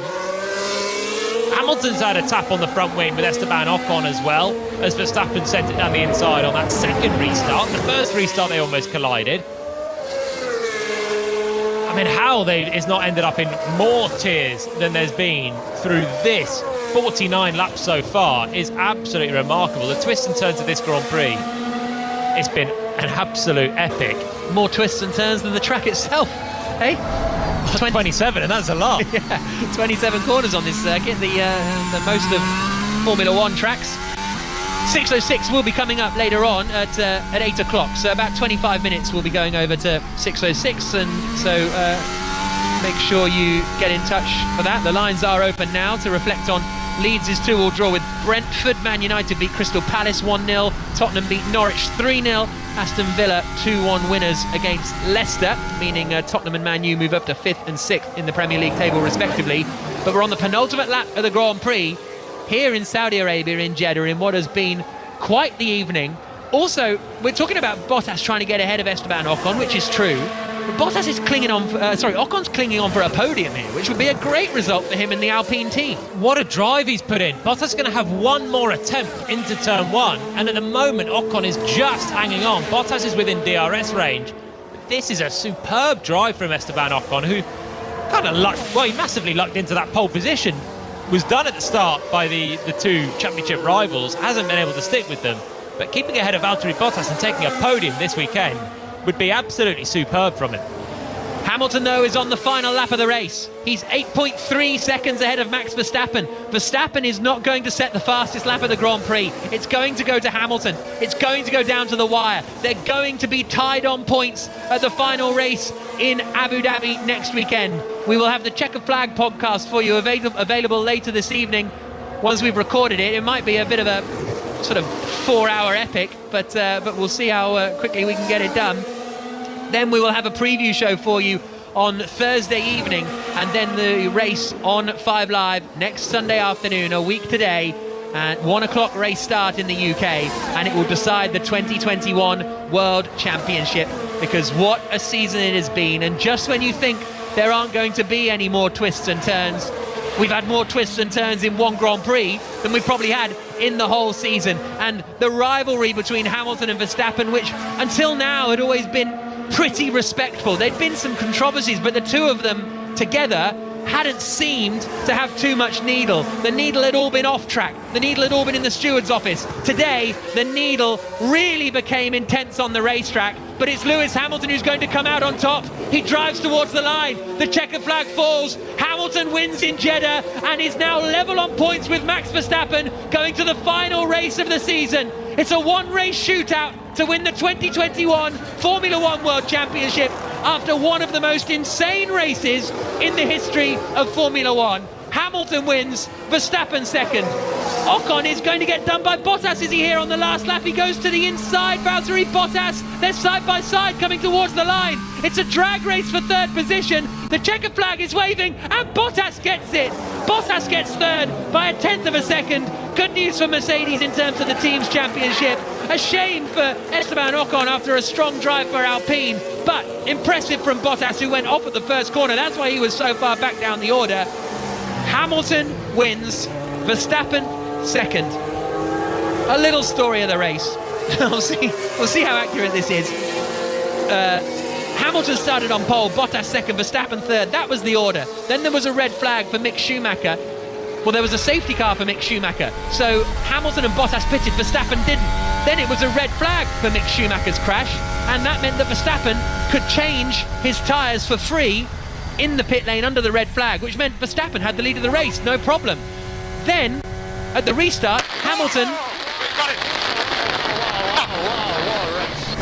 And that was Bottas taking that third place. Then at the restart, Hamilton got ahead of Verstappen into the first corner, but Verstappen cut the corner, re-overtook him and held the lead. Then there was a red flag for a big crash with Sergio Perez. And then at the next restart, Ocon started on pole, and it was Hamilton second and Verstappen third. And again, Verstappen went from third to first at the first corner. He was leading the way. Then Hamilton attacked. I regret doing this whole story now. Get in there, Lewis. That has got to be the craziest race I remember. The cool head won that out.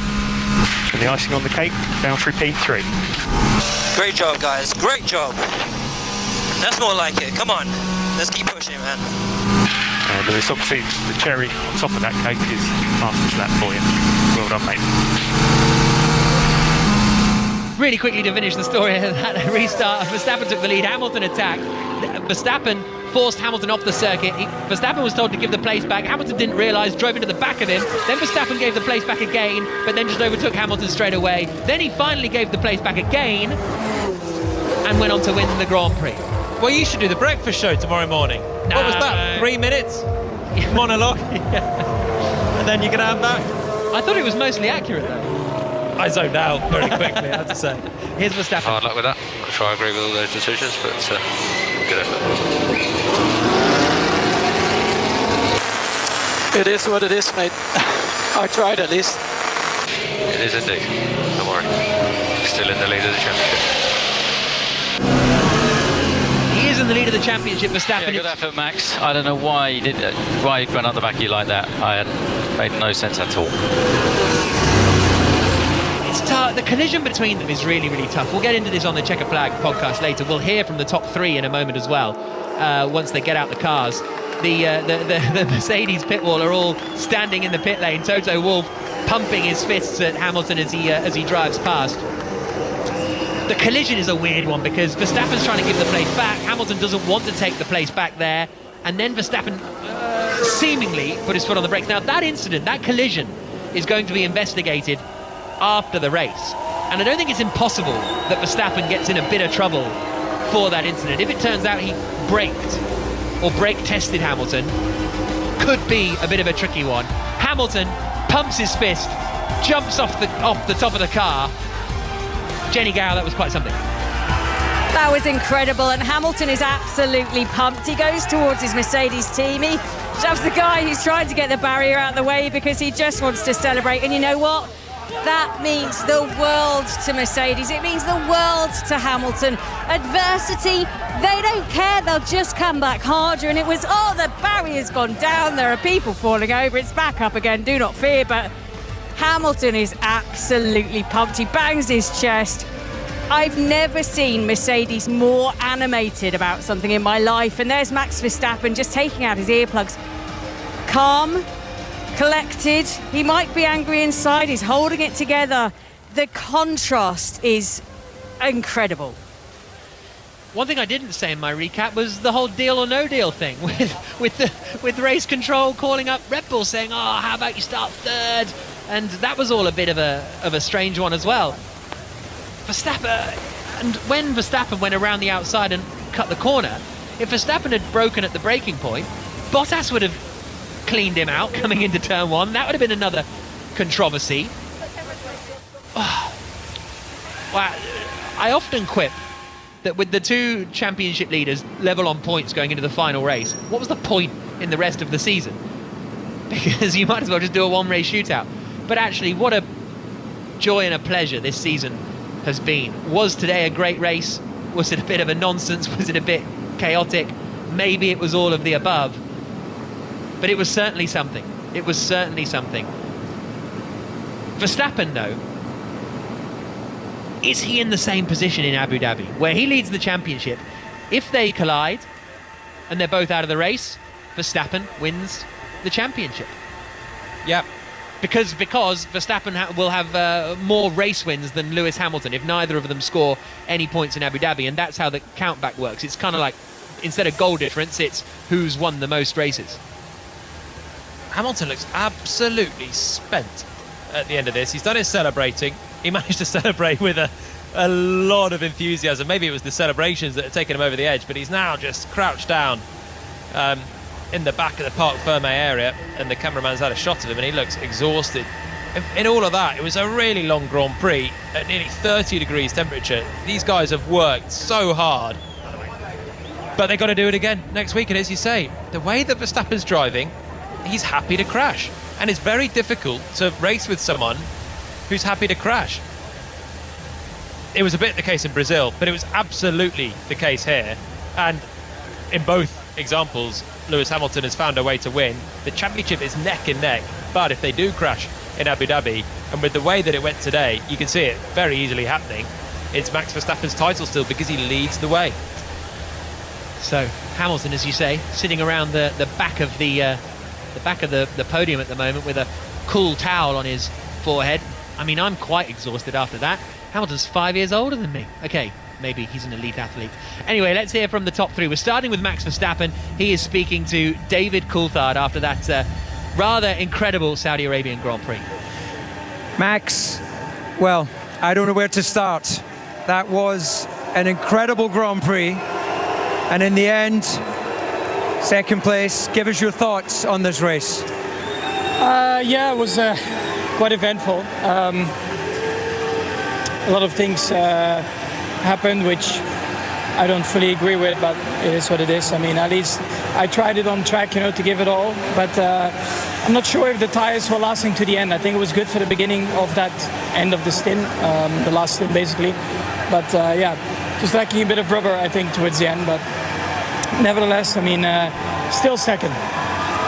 We have to talk through ultimately where you lost the lead of this Grand Prix. The instruction came from your team to slow down. Clearly there was a miscommunication or a misunderstanding with Lewis on track, and then there was contact. Talk us through your point of view on that incident. I slowed down. I wanted to let him by, so I'm on the right, but he didn't want to overtake, and then we touched. So yeah, I don't really understand what happened there. As to the championship standings, it's all square going into Abu Dhabi.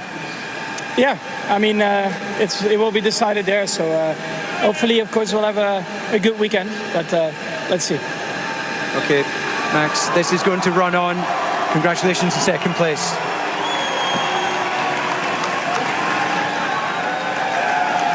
Valtteri, your 67th and pretty hard-fought and late-coming podium. Yeah, it was not easy day. There was many obstacles, obviously, with the red flags and everything. It made it a bit tricky, and I think with the first red flag being on the hard tire, that was a mistake, I think. But yeah, some of the guys with the medium tire got me, but yeah, then we went for the medium after, and it was okay, and just kept pushing. It wasn't easy to overtake today, but finally in the last straight, I got the third. Now, you've definitely got a healthy glow about your face, which suggests you were fighting hard all the way. But it's in the cockpit. How was this, the first Saudi Arabian Grand Prix? It's a nice track. It's a big challenge, like physically and mentally. But yeah, good Grand Prix. Look forward to coming here next year. Okay, Valtteri, congratulations on your podium. And finally, Lewis Hamilton.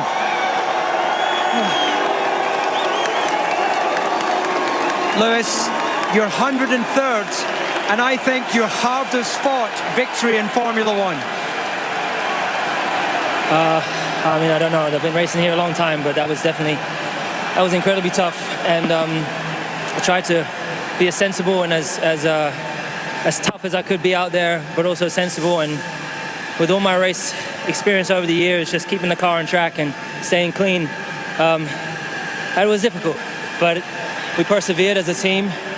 We've had all sorts of things thrown at us in these, particularly in the second half of the season. So I'm just really proud of everyone, and also I'm really grateful for the crowd we've had this weekend. It's been nice to be here. Well, you certainly have a lot of support. Lewis, there were so many incidents during that Grand Prix, so many restarts, but the one we have to talk about is the contact with Max. Tell us about it from your point of view. Yeah, I didn't quite understand why all of a sudden he hit the brakes quite heavily, and then I ran into the back of him, and then he moved on. So I didn't understand exactly what was going on, and I got a message afterwards that he was going to let us pass. So it was a bit confusing. We're all square going into Abu Dhabi. This championship can go either way. Well, they've got some raw pace. They've been so quick. It was very hard to overtake them here, but. We've done an amazing job with what we have. Valtteri did a great job today to get the team points as well, so it's great points for the team. This is for all the guys and girls back at the factory. The emotions are running very high with the team during the race. You seemed a lot calmer in the cockpit. Some closing thoughts on this victory and this first Saudi Arabian Grand Prix. Well, it's been an amazing event. As I said, I felt very, very welcome here. The people have been lovely, and the track is phenomenal to drive. Very, very difficult physically and mentally, but we wouldn't want it any other way. So on to the next one. Congratulations. Thank you. Well, that is it then. Lewis Hamilton wins the Saudi Arabian Grand Prix. Max Verstappen second, Valtteri Bottas in third place. Coming up, don't worry, there's plenty of action still. It's 6:06 after the news with Robbie and Chris, and there's plenty to talk about after the football today as well. But we've got about 8 minutes until we come off air, and what a race it's been. I think someone's got your back here, Max, because you've been voted driver of the day. If it's not the FI8, somebody else has got your back. Max Verstappen, congratulations. You've been voted driver of the day. The fans seem to like what you did out there today. Reflect on your performance for me, please. Yeah, luckily the fans have a clear mind about racing, because what happened today is unbelievable. I'm just trying to race, and this sport lately is more about penalties than racing. So for me, this is not Formula One, but at least the fans enjoyed it, and I gave it all today. But yeah, clearly not quick enough, but still happy with second. Well, you're going to have to give it all next weekend as well, Max. Congratulations, you are driver of the day in Saudi Arabia. So that's Rosanna Tennant talking to Max Verstappen while he was on his cool-down lap. It's incredible how clear a head they have just after they've finished racing. Robbie Savage, I just gave you a little bit of an intro before we were rudely interrupted. What a race that was. Are you enjoying this F1 season? Going into the final race, Abu Dhabi, it's just going to be amazing. What was it? 2 stoppages, 2 restarts, crashes. You know, Hamilton going to the back of Verstappen. It was just unbelievable. 5-second penalties. It had it all, Robbie. It really had it all. Are you on one side or the other? Are you Hamilton? Are you Verstappen? Are you going to even tell me? Listen, I'd like Hamilton to win it. You know, I've just listened to Hamilton, and you can educate me, Jenny, as well.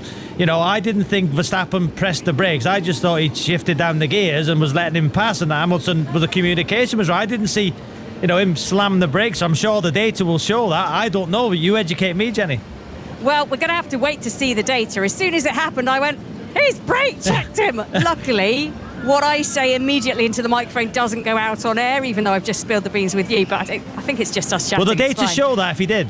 Yeah, absolutely. The data will show if he put the brakes on, how hard he put the brakes on. The telemetry is all really, really important to this. So it will show it all, which will be fascinating. But I still think it's not as fascinating as 606 is going to be. You've had a lot of football today to get excited about. Oh, yeah, we have. Who cares about the football, Jen? I want to get into My producer tells me that I have to care right now because you're coming up next. We are. Listen, Man United, Fred with a goal, Spurs another win.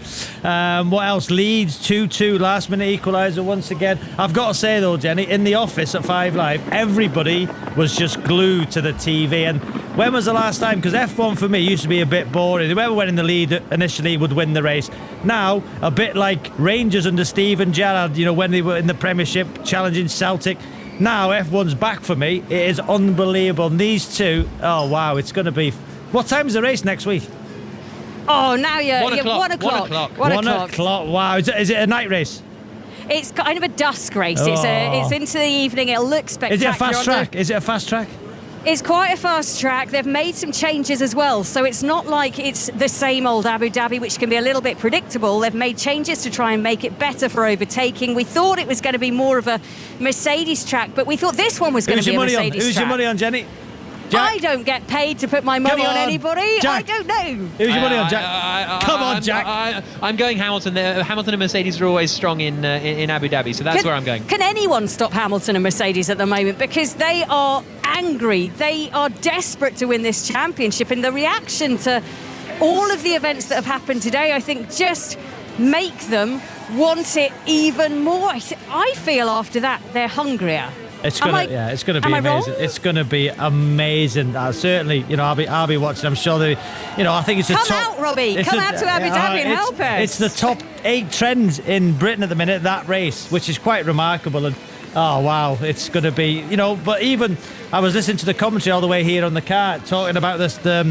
When Verstappen could change his tyres in the first red flag, you know, and was it Jack saying you don't think that was right? I don't know. Yeah, it was. Yeah. Well, because it should neutralise the race, but it just gave Verstappen the lead for free, really. Yeah. Unbelievable. Oh. There's the national anthem. Unbelievable race. Yeah, Lewis Hamilton standing atop of the podium. Robbie, we'll join you in just a couple of minutes' time. It is Lewis Hamilton, Max Verstappen and Valtteri Bottas on the podium today. And they will go level on points into the final race of the season. Jolien, why did we even have the last 21 races? It's all square. Yeah, Robbie Savage has just summed up the race as well as I could have done as well. Better. All right, but you can't come to Abu Dhabi, all right? Because I want to be there. This is epic. Neck and neck to next week. If there was already some bad blood between Red Bull and Mercedes and Hamilton and Verstappen, it's spilled way over. And for me, that radio message that we heard just before we checked in with Robbie was one of the most sort of revealing things, because in the post interview with David Coulthard, it's all very, oh yeah, you know, not great, not sure things are, but Verstappen on the radio, this is not Formula One, the stewards are this, all the decisions are wrong, I'm just trying to race fairly, it's penalties, that's what I love about those, you know, in-car conversations, because you get the real raw emotion, and those are some big statements from Verstappen on the cool-down that he then has the sort of awareness not to say when he's being actually interviewed, but that's how he's feeling at the time. He is absolutely livid Jack, with the this decisions is that have gone against him today. Such an emotional race, and it's just as you say, it's heightened the tensions. Jolyon, can they simmer those down before next week? Can they try and find some zen, because they're going to need it going into this last race? But the point that Jack's making is really revealing, because Hamilton and Verstappen have different views on Formula One. Yeah. They don't. Neither of them think that the other is driving in an acceptable manner. Verstappen is aggressive to the maximum possible. Hamilton is trying to avoid a crash all the time, but Verstappen thinks what he's doing is fine, and Hamilton thinks the other. Right, that's all from us. We've got to hand over to Robbie and Chris for 606. This has been an IMG production for BBC Radio 5 Live. Thank you so much for joining us. Make sure you come back next week, 1 o'clock. The championship decider, Hamilton or Verstappen. Who's your money on?